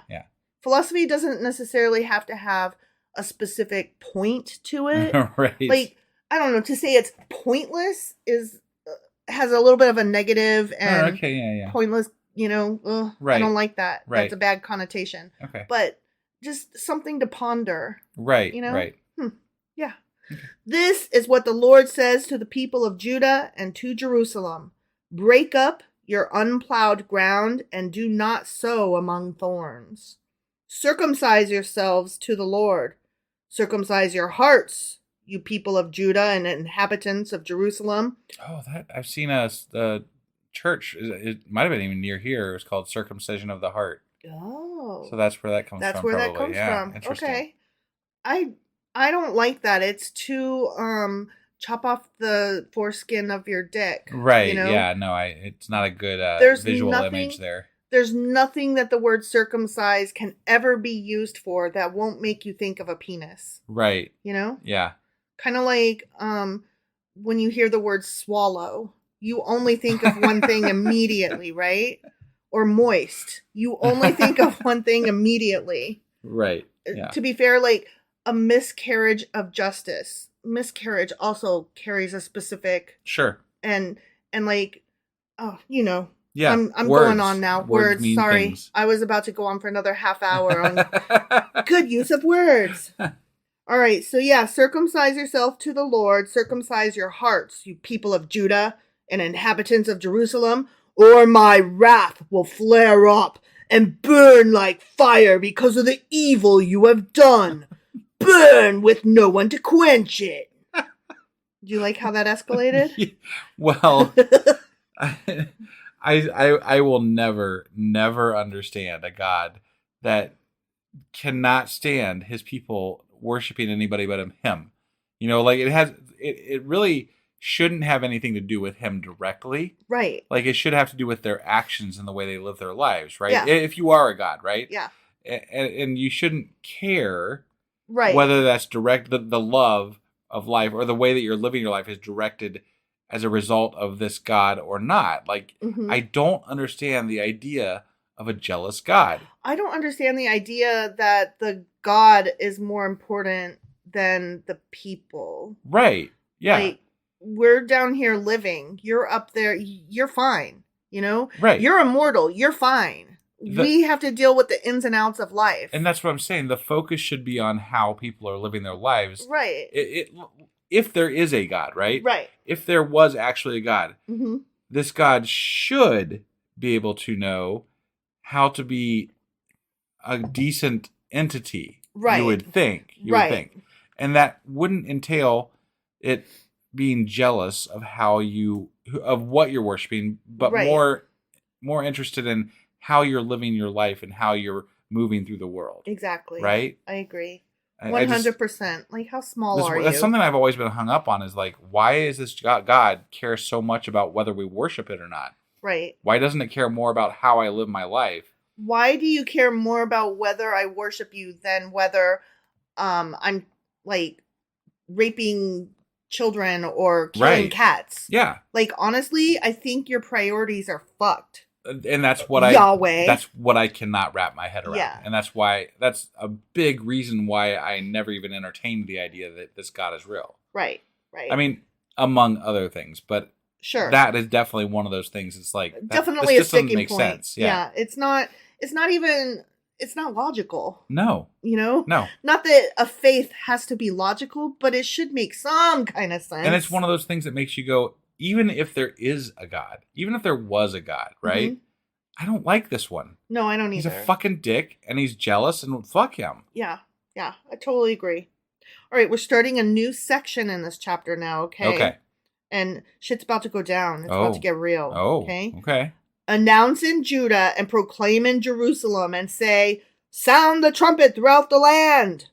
Okay. Cry aloud and say, gather together, let us flee to the fortified cities. Okay. Raise the signal to go to Zion. Flee for safety without delay. For I am bringing disaster from the north, even terrible destruction. Oh. Boop. Well, they didn't listen quick enough. No. Okay. Because this is in the same chapter. God's like, I'm going to fuck you up. He's like, repent. And before the T gets out of his mouth, he's like, too late. Right. A lion has come out of his lair. A destroyer of nations has set out. He has left his place to lay waste your land. Your towns will lie in ruins without inhabitant. So put on sackcloth, lament, and wail, for the fierce anger of the Lord has not turned away from us. Okay. In that day, declares the Lord, the king and the officials will lose heart, the priests will be horrified, and the prophets will be appalled. I mean, they're being murdered. Yeah, so. I would also be petrified and appalled and stuff. Again, I don't know. I would imagine that a lot of these people probably think that they're doing the right things, and yet here they are being murdered, and right. God's not doing anything for them. So they're like, fuck this. Right? Yeah. I can't blame them, really. No, I can't either. Then I said, alas, sovereign Lord, how completely you have deceived this people and Jerusalem by saying you will have peace when the sword is at our throats. I don't disagree. Yeah. At that time, this people and Jerusalem will be told, a scorching wind from the barren heights in the desert blows toward my people, but not to winnow or cleanse. A wind too strong for that comes from me. Now I pronounce my judgments against them. Ooh, he sounds so scary instead of loving. Yeah. This is a very evil, mean God. It sure as fuck is. Yeah. Look! Did you? I looked at the exclamation point. Okay. Look! What am I looking at? I'm about to tell you, but did you? I looked at our computer screen because I was, He advances like clouds. His chariots come like a whirlwind. His horses are swifter than eagles. Woe to us! We are ruined. Ruined. Okay. Ruined. His meaning the tool that God is using, or God himself. Well, here's the thing. When we were talking about like Greek gods and stuff like that, they had chariots and horses swifter than eagles. So I find this very interesting that we're talking about this god here. Sure. He advances like the clouds. His chariots come like a whirlwind. His horses are swifter than eagles. Woe to us, we are ruined. Like, this sounds like we're describing a Greek god. It does a bit, yeah. Jerusalem, wash the evil from your heart and be saved. I mean, don't just wash it, circumcise it. Right, yeah. Your heart has too many pieces, guys. Gotta cut off the tip. How long will you harbor wicked thoughts? A voice is announcing from Dan. Dan. Oh, Dan. Dan the man. Proclaiming disaster from the hills of Ephraim. Tell this to the nations. Proclaim concerning Jerusalem. A besieging army is coming from a distant land, raising a war cry against the cities of Judah. They surround her like men guarding a field because she has rebelled against me, declares the Lord. Your own conduct and actions have brought this on you. This is your punishment. How bitter it is! How it pierces to the heart! The circumcised heart? Or the full heart? Which one? I don't know. But I do have to say that I feel like, you know how when things are going bad and people need scapegoats to blame shit on? I feel like essentially God is that scapegoat for everybody, right? Yeah. Like they're like, well, shit's going bad. So, well, not God specifically, the Israelites. They're like, us Israelites are not worshiping hard enough, so obviously God is fucking us up. Yeah. And I'm like, but maybe sometimes people just fuck you up because right. Maybe sometimes tornadoes just happen. Right. I mean, there was a lot of war back then. Like I've read history books and there was a lot of war. Even in the places where God wasn't. Yes. Yeah, it wasn't exclusive to Judah or Israel or whatever. The whole Fertile Crescent. Yeah, it was all over the fucking place. Yeah. So this is not something that surprises me. Right. That they were being attacked, you know? You weren't exactly a nice people either. So, can you be surprised? Right. Oh, my anguish, I writhe in pain. Oh, the agony of my heart. Your circumcised heart? God is... No. This is, I believe, Jeremiah. Okay. He's sobbing or whatever. Oh. This is why he's weeping. The weeping. Yeah. He's weeping. Okay. He's so sad. I see. My heart pounds within me. I cannot keep silent. For I have heard the sound of the trumpet. I have heard the battle cry. Disaster follows disaster. The whole land lies in ruins. In an instant, my tents are destroyed. My shelter in a moment. How long must I see the battle standard and hear the sound of the trumpet? Okay, now we've got quotes. So God's talking. Okay. Yeah. My people are fools. They do not know me. They are senseless children. They have no understanding. They are skilled in doing evil. They know not how to do good. I really want to start a list of all the names that he has called his people, like senseless children, right? Like worms, like mountain. How many fucking names has he called? Like pieces of shit, right? Yeah, garbage, like menstrual cloths. Because he's not nice. No, and he has no give. And one might say that he's abusive because you're not supposed to call your children names. Yeah, no, honestly. I totally agree. He is very abusive. Yeah. Yeah. This is Jeremiah again. I looked at the earth and it was formless and empty, and at the heavens and their light was gone. I looked at the mountains and they were quaking. All the hills were swaying. I looked and there were no people. Every bird in the sky had flown away. I looked and the fruitful land was a desert. All its towns lay in ruins before the Lord, before his fierce anger. Sounds to me like he needs to lay off the drugs. I think he was getting on some ayahuasca right then. Yeah. Because that's a hallucinatory. Right. And it's supposed to, like, open your mind to, like, the universe or what the fuck ever. Sure. Yeah. Like, I don't know, because I never did it. I'm curious. Right. I'm ayahuasca curious. I'm not opposed. I don't know anything about what you're talking about, honestly. You don't know anything about ayahuasca? I know nothing about ayahuasca. Okay, well, I'm going to educate you on ayahuasca in no way whatsoever because I've never done it. Sure. So, okay. But I think, if I'm not mistaken, it's the, like, drug that a lot of tribal peoples use in ceremonies to, like I said, open your minds to, like, the universe and stuff. And people who do it are supposed to have these very spiritual experiences. Okay. Where they come out of it and they're like, whoa, like my whole life is before me and whatever. Got it. So there's a lot of research going into it now to see if it would be something that people with depression or anxiety should try. So I'm guessing that over the next probably 25 to 50 years, we'll start seeing it become more regular. I've never heard of it. How have you never heard of ayahuasca? Never heard of ayahuasca. That is so crazy to me. I'm not even sure that, like, I feel like you might have this wrong. Even. I don't have this wrong. Okay. And I'm sure you're probably right, but I just, Okay, well, I would think that I would know about it too. I would think that you would too. This is like blowing my mind right now. Yeah. I feel like I'm in an alternate timeline. All right. So this is what the Lord says. Ready? I'm ready. The whole land will be ruined, though I will not destroy it completely. Of course not. Yeah. Therefore, the earth will mourn, and the heavens above grow dark, because I have spoken and will not relent. I have decided and will not turn back.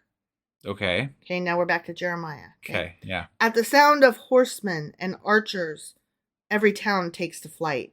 Some go into the thickets, some climb up among the rocks.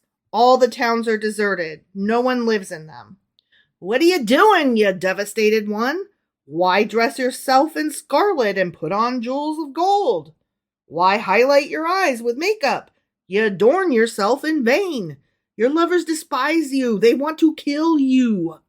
I hear a cry as of a woman in labor, a groan as of one bearing her first child, the cry of daughter Zion, gasping for breath, stretching out her hands and saying, "Alas, I am fainting. My life is given over to murderers." The end.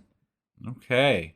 So God's just gonna kill them. Sure. But not all. He's not gonna destroy them completely. No, he always leaves a remnant. Almost. Don't forget, they're gonna be grapes. Right. And from that, they'll spring back and become greater than ever, and they'll be like the sands on the beach and the stars in the sky and the almonds on the tree and the whatever. I don't fuck poesy things. Yeah. Right. So, okay, God's a dick still. Yep. That Hardcore. was.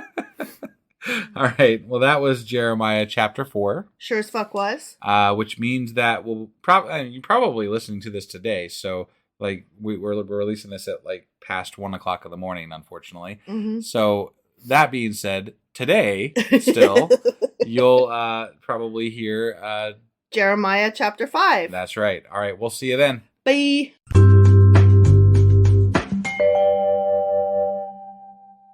Husband. Wife. Do you remember what we literally just talked about because we recorded the last one late, but now we're back on track? I do. God's gonna kill them all. I mean, essentially, he's gonna bring in that northern whatever, and they're gonna kill most of them. They might leave a little bit of a remnant left of them somewhere, but essentially, he's like, "Fuck y'all, y'all gonna die." Pretty much, yeah. And that was basically where we left off, I think. Jeremiah chapter 4. Sounds like God to me. The God that we've read about so far. Yep, that tracks. Yeah, they were trying to pretend like he was all nice and shit for a while. Like, kind of back and forth during Isaiah, you know? But now they're like, nah, he's just gonna fuck them all up. Yep. And I'm like, yep. He gonna get you. That's the way that goes. He coming. Right. Before we get into what we're doing today, we do have another shout out today to do. What? Yeah, so we have a new patron. Their name is Dale L. Dale? Yeah. Thank you, Dale. Yeah, thank you so much, Dale. I even believe I've talked to them before on Twitter, maybe. And I think they were doing like a hike thing in the Appalachian Trail or something. Oh, wow. I hope I have the right person. But if not, regardless, thank you so much, Dale, for your support. Literally, you are helping us do what we do. Yes. And we could not do this without everybody's support that is supporting us. Yeah, it's definitely amazing and something that we absolutely need to keep doing what we're doing, because there are a lot of costs for us involved in this, and it does help us out tremendously when you guys contribute. So we're so grateful. Thank you, Dale. Definitely. All right. That being said, today, what are we getting into? We did Jeremiah chapter 4. Right. Before. Yes. Sorry, I was thrown off a little bit. I know. Yeah, we did chapter 4, and now we're doing Jeremiah chapter 5. All right. You ready to do this? Okie dokie. Let's do it. Talk about throwing you off. Right? I just threw you off. Yes. All right, let's do it.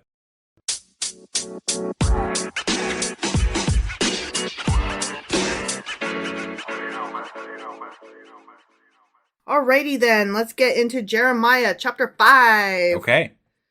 Go up and down. Then down. The streets of Jerusalem. Okay. Look around. I'm looking around. Look up, and look down. And consider, search through her squares. And then that is proof that you can make anything sound dirty. Right? Yeah, I just want to walk up to somebody and be like, nice squares. If you can find but one person who deals honestly and seeks the truth, I'll forgive this city. Just one person, huh? It sounds like it's that whole, if I could find one righteous man. Yeah, I remember they did the same thing in Sodom and Gomorrah, right? Yeah, Like one Sodom righteous man. Yeah. Can we find one righteous man? Even one? Do you know what? It sounds like absolute bullshit to me. Me same. Because, I'm sorry, but there's gotta be, and then the qualifying thing here is, what do you consider righteous? Again, do they have to fear you and only worship you? And it doesn't matter whether they're a good person, right? I bet there's a good person in Jerusalem. I bet you're right. I bet there's a really good fucking person. Mm-hmm. Mm-hmm. But that doesn't matter to God because God wants you to fear him and worship him only. Yeah, that's the most important part. Right, yeah. Whether or not they murder people, whether they're pedos, whether they run over kittens with their horse carts. Yeah. We don't care about that. Just do they fear Yahweh? Right. Do they? Okay, then they win. Yeah. What? Right. Although they say, as surely as the Lord lives, still they are swearing falsely. Okay. Were they taking the Lord's name in vain? No, they're swearing. They're saying that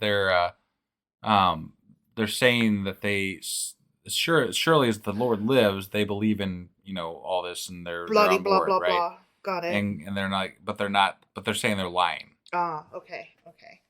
Lord, do not your eyes look for truth? I hate the way that sentence was phrased. Like, that was hell on my dyslexia. I had to use my finger with each word. Yeah. Lord, do not your eyes look for truth? You struck them, but they felt no pain. You crushed them, but they refused correction. They made their faces harder than stone and refused to repent. Sounds like they're not very scared of you, dude. Sounds like they don't even hardly know you. That's what I was thinking. Do they remember your name? Right. That's why he's like, "What's my name, bitch?" I thought, these are only the poor. They are foolish, for they do not know the way of the Lord, the requirements of their God. So I'll go to the leaders and speak to them. Surely they know the way of the Lord, the requirements of their God. Okay. But with one accord, they too had broken off the yoke and turned off the bonds. Them weird dumbos. Okay. Them batty bads. Yeah. Therefore, a lion from the forest will attack them. Boom. A wolf from the desert will ravage them. Ha! A leopard will lie in wait near their towns to tear to pieces any who venture out. Huh. Such a peaceful, loving God. I know, right? Yeah. For their rebellion is great, and their backslidings many. What dicks. I mean, right? Wow. This is just such trash. I hate it. It really is. Why should I forgive you? Your children have forsaken me and sworn by gods that are not gods. When is a god not a god? I don't know. What? I mean... When is a god not a god? I don't understand the premise of the question because you just literally said it's a god. And so it's a god because you said it's a god. When is a god, when is a thing that is a god not a thing that is a god? When the Bible says so. That makes no fucking sense. The question is flawed. It's like, when is a shirt not a shirt? A shirt is always a shirt. Right. Yeah. Stupid question. I supplied all their needs, yet they committed adultery and thronged to the houses of prostitutes. He says he's supplied all their needs. But did he though? But it does. I'm not getting that impression. I'm not either. That's not how I feel about the situation. And I'm betting they don't feel that way either. I bet you're right. Remember when he threw birds at the people in the desert? But I mean, more than that, he's like, we just talked about him. He's going to kill them. Right. And he's done that multiple times. Uh-huh. Like, this is not something new. He constantly punishes them. Yeah. He's mean. He's a dick. Yeah. He's not a good father. I mean, look, they just watched the northern tribes get punished. Yeah.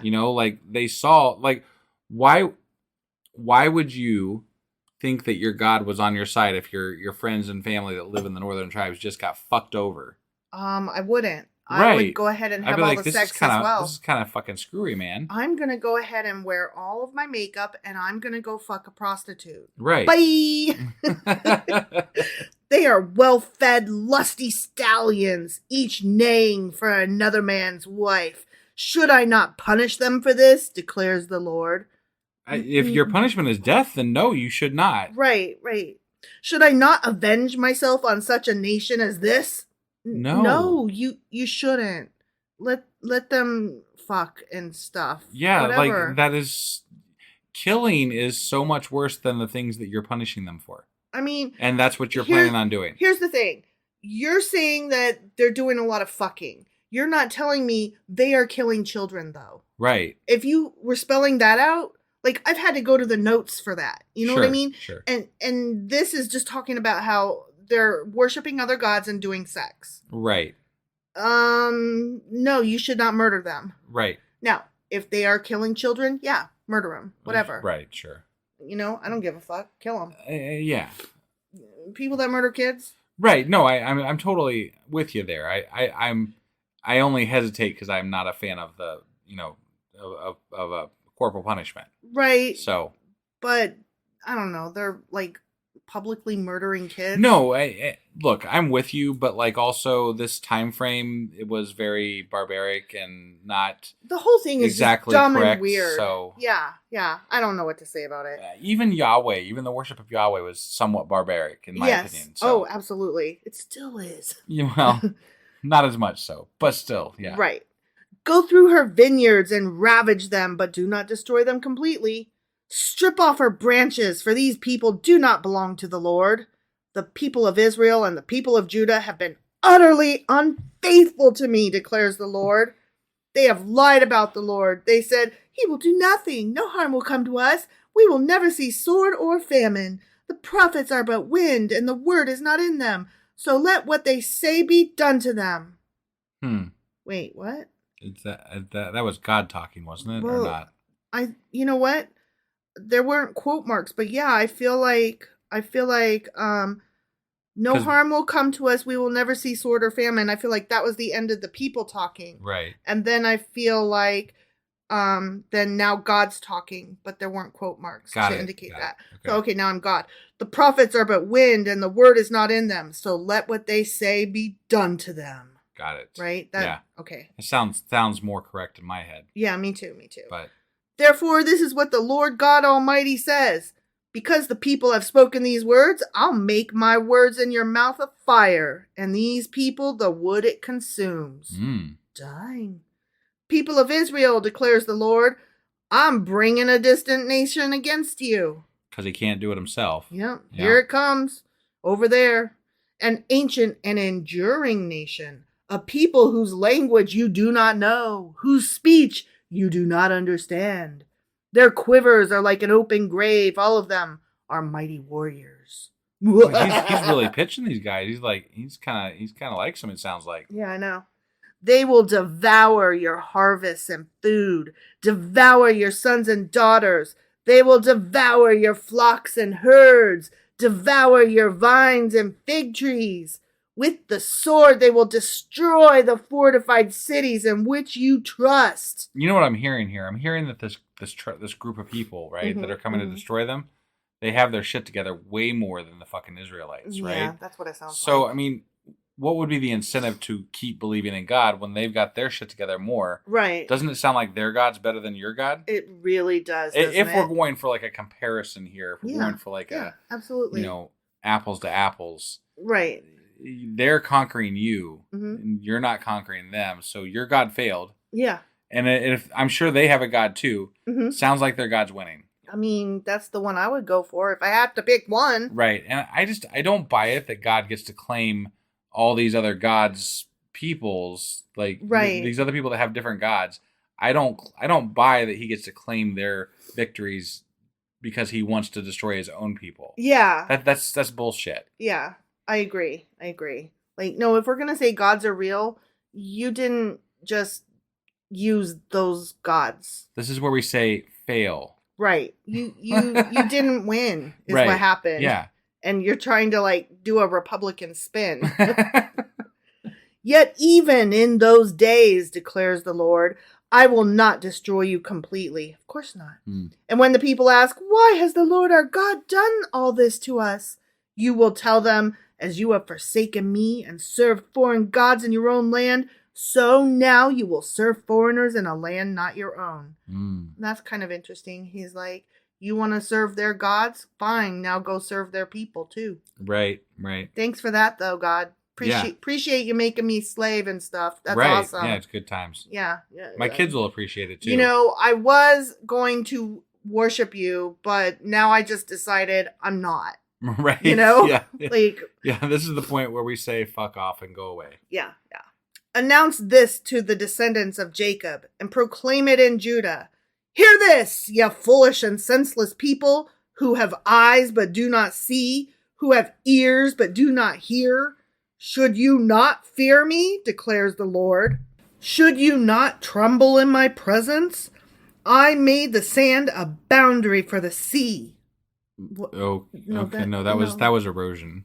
That was science happened, right? Right. An everlasting barrier it cannot cross. But the thing is that over time, the tectonic plates shift. They didn't science very well back then. No, God also doesn't seem to have any concept of science. So yeah, the waves may roll, but they cannot prevail. That's not true, though. Right. They may roar, but they cannot cross it. Also tsunamis, That's what I'm saying. So, like, you're wrong, though. Right. You're wrong. Yeah. Clearly it didn't happen in that part of the world, but it happens. Right. And you just don't know the planet. So you're not God. or you're not a very good big one. Right. But these people have stubborn and rebellious hearts. They have turned aside and gone away. They do not say to themselves, let us fear the Lord our God, who gives autumn and spring rains in season, who assures us of the regular weeks of harvest. Okay. All right. I mean, that's what this... Yeah, okay. This claiming, like, when God... It's really disturbing to me when God claims seasons and science and things like that as part of his knowledge, because he doesn't do it correctly, because he doesn't understand it, because he's not real, right? Yeah. But it makes it sound so wrong and fake, right? Like I can't possibly jump on board with this because it's so obvious that it disqualifies you. It's obvious because it was written by people who didn't understand science, not inspired by God, not told by God, no one told you. If God was telling you this, he'd tell you the actual thing that happened. Right. But he didn't. Right. Because he would say stuff like, you can't see this part of the planet right now, but one day your progeny will sail across the ocean and blah. Like, he would use these future terms. Right. Yeah. Talk about a prophecy, right? Right. That would be a fucking hell of a prophecy. One day you will fly in the skies. Yeah. One day, as many as the stars are in the sky, you will fly among them and land on the rocks up there that, are beyond your grasp. Like, I'm adding poetry to space. But sure. Like that kind of shit, that would be something that a God would actually say, I think. That would be a prophet. That would be a prophecy that I'd be interested in. Yeah. That would make sense. That would tie through some of the relevance of the Bible, right? I'm not saying that it would make a God be real, but it would at least lend some credibility to his claim. Right. Like, this guy has no credibility with me, and every single book of the Bible, he loses it even more. Well, and because every bit of possible scientific understanding that is said throughout the Bible is based on just the rudimentary understandings of the people that lived at that time. In that particular exact location. Right. And it just doesn't hold any weight It's today. So childish. I'm sorry. I know I use that word, but it's just so silly. Right. And I can't with this nonsense. Yeah. Your wrongdoings have kept these away. Your sins have deprived you of good. Among my people are the wicked who lie in wait, like men who snare birds, and like those who set traps to catch people. What kind of... Who sets traps to catch people? I'm not good people. Okay. Yeah, I don't know. Like cages full of birds, their houses are full of deceit. They have become rich and powerful and have grown fat and sleek. Their evil deeds have no limit. They do not seek justice. They do not promote the case of the fatherless. They do not defend the just cause of the poor. And you think that killing them all, that does promote those things? Here's the thing, though. I mean, the Christians today don't do that either. And, right. Right. It doesn't seem like your people have improved very much over time, if we're being honest. Should I not punish them for this? Declares the Lord. Okay, there's punish and then there's outright murder. Yeah. Like, no, you should not murder your idea them. of punishment is extreme, dude. Yeah, like, I don't know. There's this thing called gentle parenting, and I've been giving it a spin with the toddler that I babysit. Mm-hmm. highly recommend. Yeah. Because you get more positive results. You know? Right. Should I not avenge myself on such a nation as this? No, you childish fuck. Jesus Christ. Yeah. You want to avenge yourself? Because it's all about him. Yes. He doesn't give a fuck about anything else other than how people worship him and listen to him. When I hear somebody talk about vengeance and revenge and I need to avenge, like, no, those are the words of a small-minded person. Yeah. Who cannot stop tripping over his own dick. A horrible and shocking thing has happened in the land. The prophets prophesy lies. The priests rule by their own authority, and my people love it this way. But what will you do in the end? The end. Oh, wow. Okay. Yeah. What will you do in the end? That sounds like Jeremiah. Like this is because they had a writer, right? Like this was that one guy that was Jeremiah and Baruch. Yeah. Baruch was his guy. Okay. What? No, it was. I thought there was like 3 names. It was like Ben Al. Yes, his first name was Baruch. Okay, all right, got it. Sorry, it just throws me off because I yeah. Okay. But anyway, so they're obviously writing some spin here, right? Like this is they're trying to convince people real hard that God's doing this stuff on purpose and that you need to do these things. But it sounds like Fox News for the for that time. Fox News for the desert. Right, yeah. Yeah. So it's spin. It's you have to do these things or else, and blah, blah, blah. I particularly like the choose your own adventure, but what will you do? Right. Turn to page 38 to find out. Yes, perfect. All right, well, that was Jeremiah chapter 5. Sure as fuck was. Which means that tomorrow is Saturday, and we'll be back with... Q&A Saturday. And then, I don't know, do we know what we're doing on Sunday? I think we're at a book club. Oh, we're at a book club? Okay, yeah. I think that sounds about right. Yeah. So we'll probably do a book club on Sunday, and then I'll get the weekly replay out. And then we'll be back on Monday with... Jeremiah chapter 6. All right, we'll see you guys then. Bye.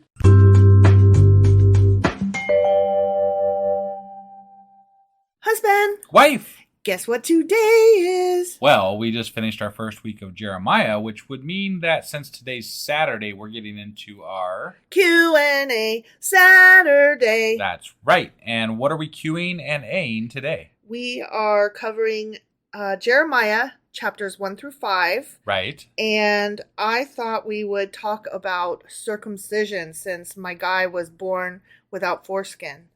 Oh, okay. Oh, Jeremiah. Yeah. Your guy being Jeremiah. Yeah. Right. Yeah. Yeah, my dude, Yeah, that was crazy. Big J. Crazy. Yeah. Jeremiah. Yep. All right. Let's go do this. Okie dokie.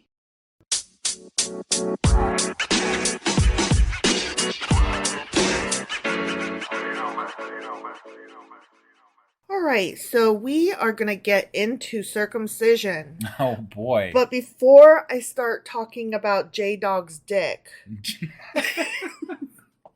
let me tell you a little bit about him. Okay. Okay? Yeah. J-Dog being Jeremiah. Yes. Yeah. Yeah, Jeremiah and his profoundly foreskin-lacking penis. Okay. Yeah. So I didn't know this, but according to the notes that I found, he is a descendant of Rahab by her marriage with Joshua, and he was born during the persecution of the prophets under Jezebel. Wait, wasn't Rahab the prostitute at the Jericho wall? I don't remember. Oh. But sure. No, I mean, I don't know. That's okay.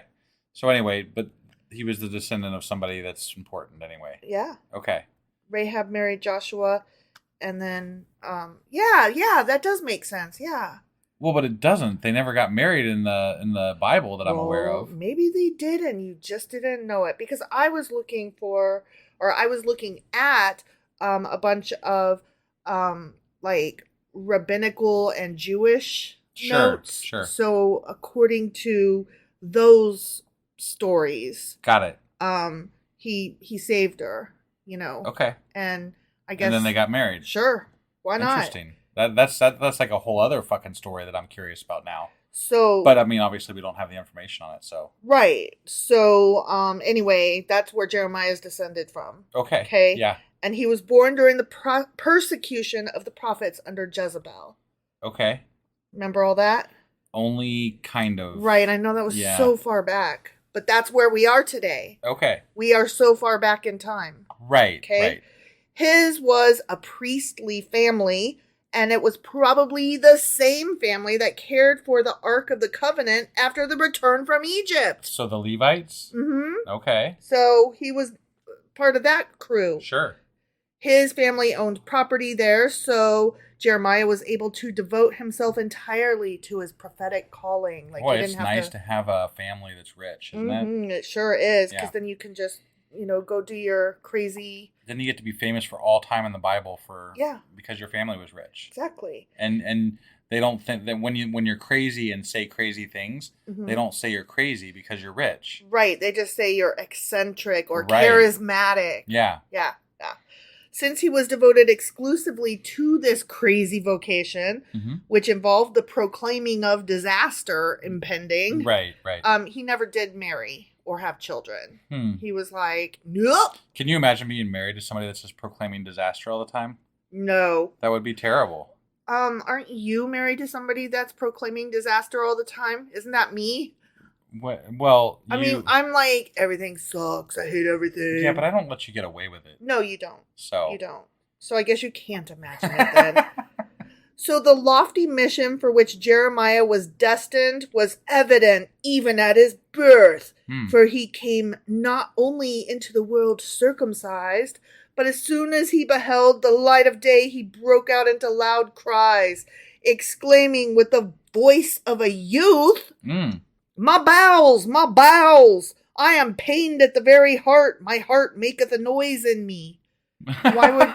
Why would he be yelling about his bowels, right? It means he was sick to his stomach. Oh, okay. This newborn that just came out, right? Yeah. He's like, wah, wah, I'm sick to my stomach. And also, my heart maketh a noise. I'm hungry, bitch.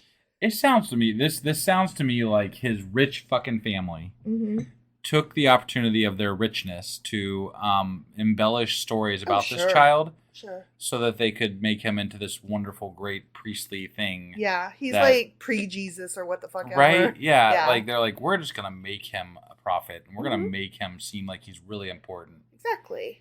And we can do that because we got money. Uh-huh. Yeah. Ain't that nice? So this part came, like we read this part in the Bible. Okay. He continued by accusing his mother of unfaithfulness, and as the latter was greatly astonished to hear this uncomplimentary speech from her newborn infant. Yeah, I'd be a little taken aback. I'd be like, excuse you, newborn baby?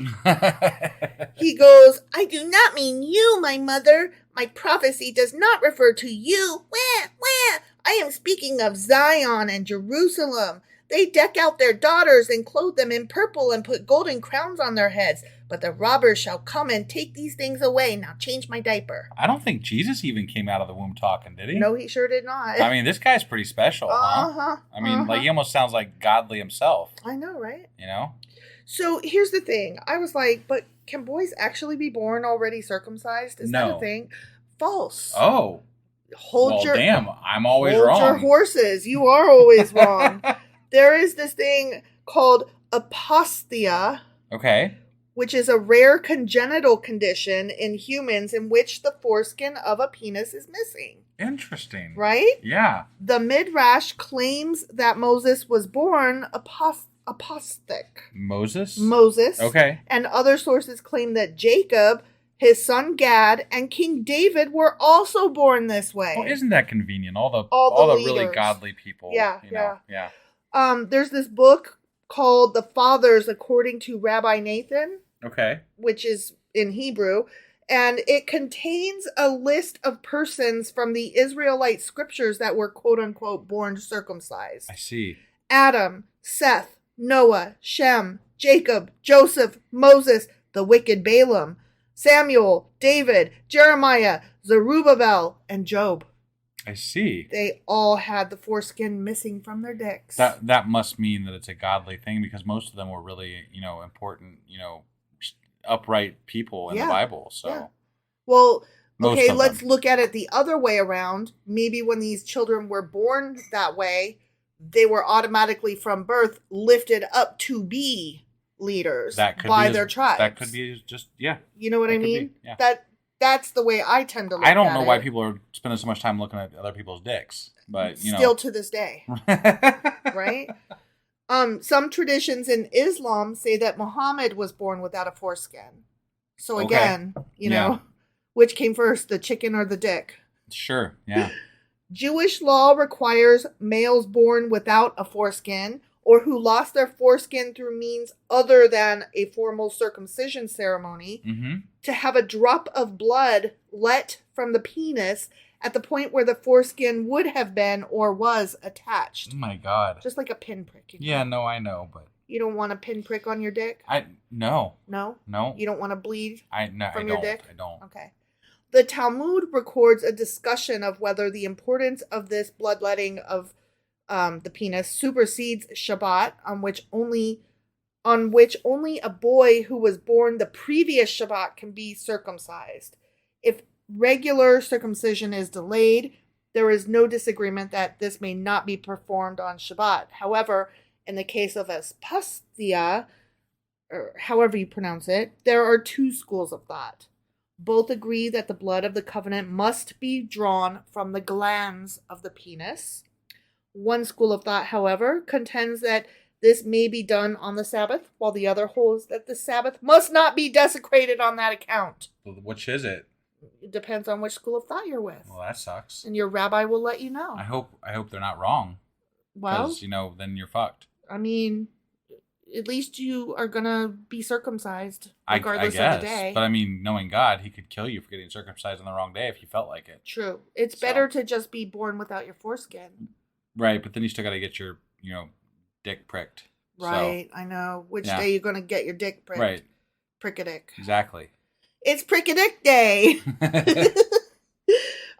Circumcision seemingly maims the body, right? Because you're cutting shit off of it. Yeah. Yet ancient Jewish and rabbinic interpretation presented as actually perfecting the body. So like you're born with this flaw. You're perfect except for this one flaw. Yeah. And if we just get rid of it, that will make you more closely resemble the body of an angel or even of God himself. I see. Yeah. Again, the fascination with penises is just, it blows me away. It's mind-boggling. It really is. Yeah. Yeah. Yeah. So that is what I brought to the table this fine Prick-a-dick day. So we just talked about dicks, that's it? We talked about dicks, that's it. Okay. All right. And pricking a dick and why we do it and if you can be born without your foreskin, which you can. Yeah. So you learned something I learned today. something new today. I did. Yeah. I did. Yeah. Okay. Well, that was our Q&A for this Saturday. I thought it was interesting. It definitely was. Yeah, I mean... I made you squirm. Who doesn't like talking about dicks? Most people don't like talking about dicks. All right, well, whatever. This podcast did not harm any dicks in the making of this episode. Yeah, exactly. Mm-hmm. I mean, exactly. No dicks were harmed. No dicks were harmed. Yeah. All right. Well, that'll do our Q&A for today. Sure will. And we'll be back tomorrow with... what is it called? What do we do with it? It's our book club. Yeah. It's our Sacrilegious Book Club. I was like, what is it called? What do we do? What's that song? Wife was not prepared for that one. No, I wasn't. I'm sorry. Sometimes I just forget things. Yeah. And then I will be getting our weekly replay out. And on Monday, we will be back with... Jeremiah chapter 6. All right. We'll see you guys then. Bye.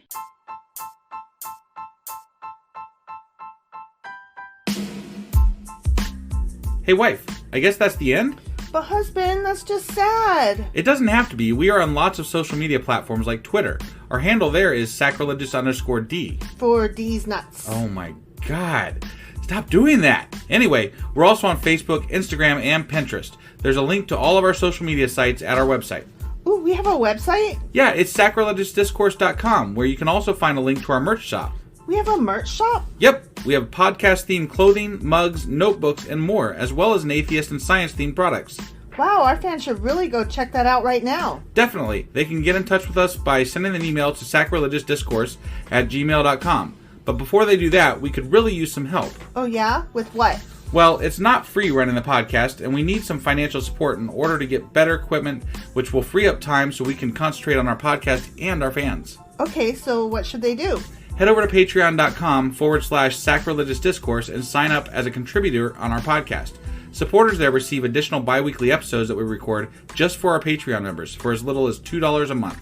Also, we'd really appreciate it if you would like and subscribe on whatever platform you're using. And Apple Podcast reviews help us out tremendously. Like and subscribe. Leave an Apple review. Join us on Twitter. Support us on Patreon. That's a lot of instructions. Don't forget to say thanks. Thanks. Okay, bye.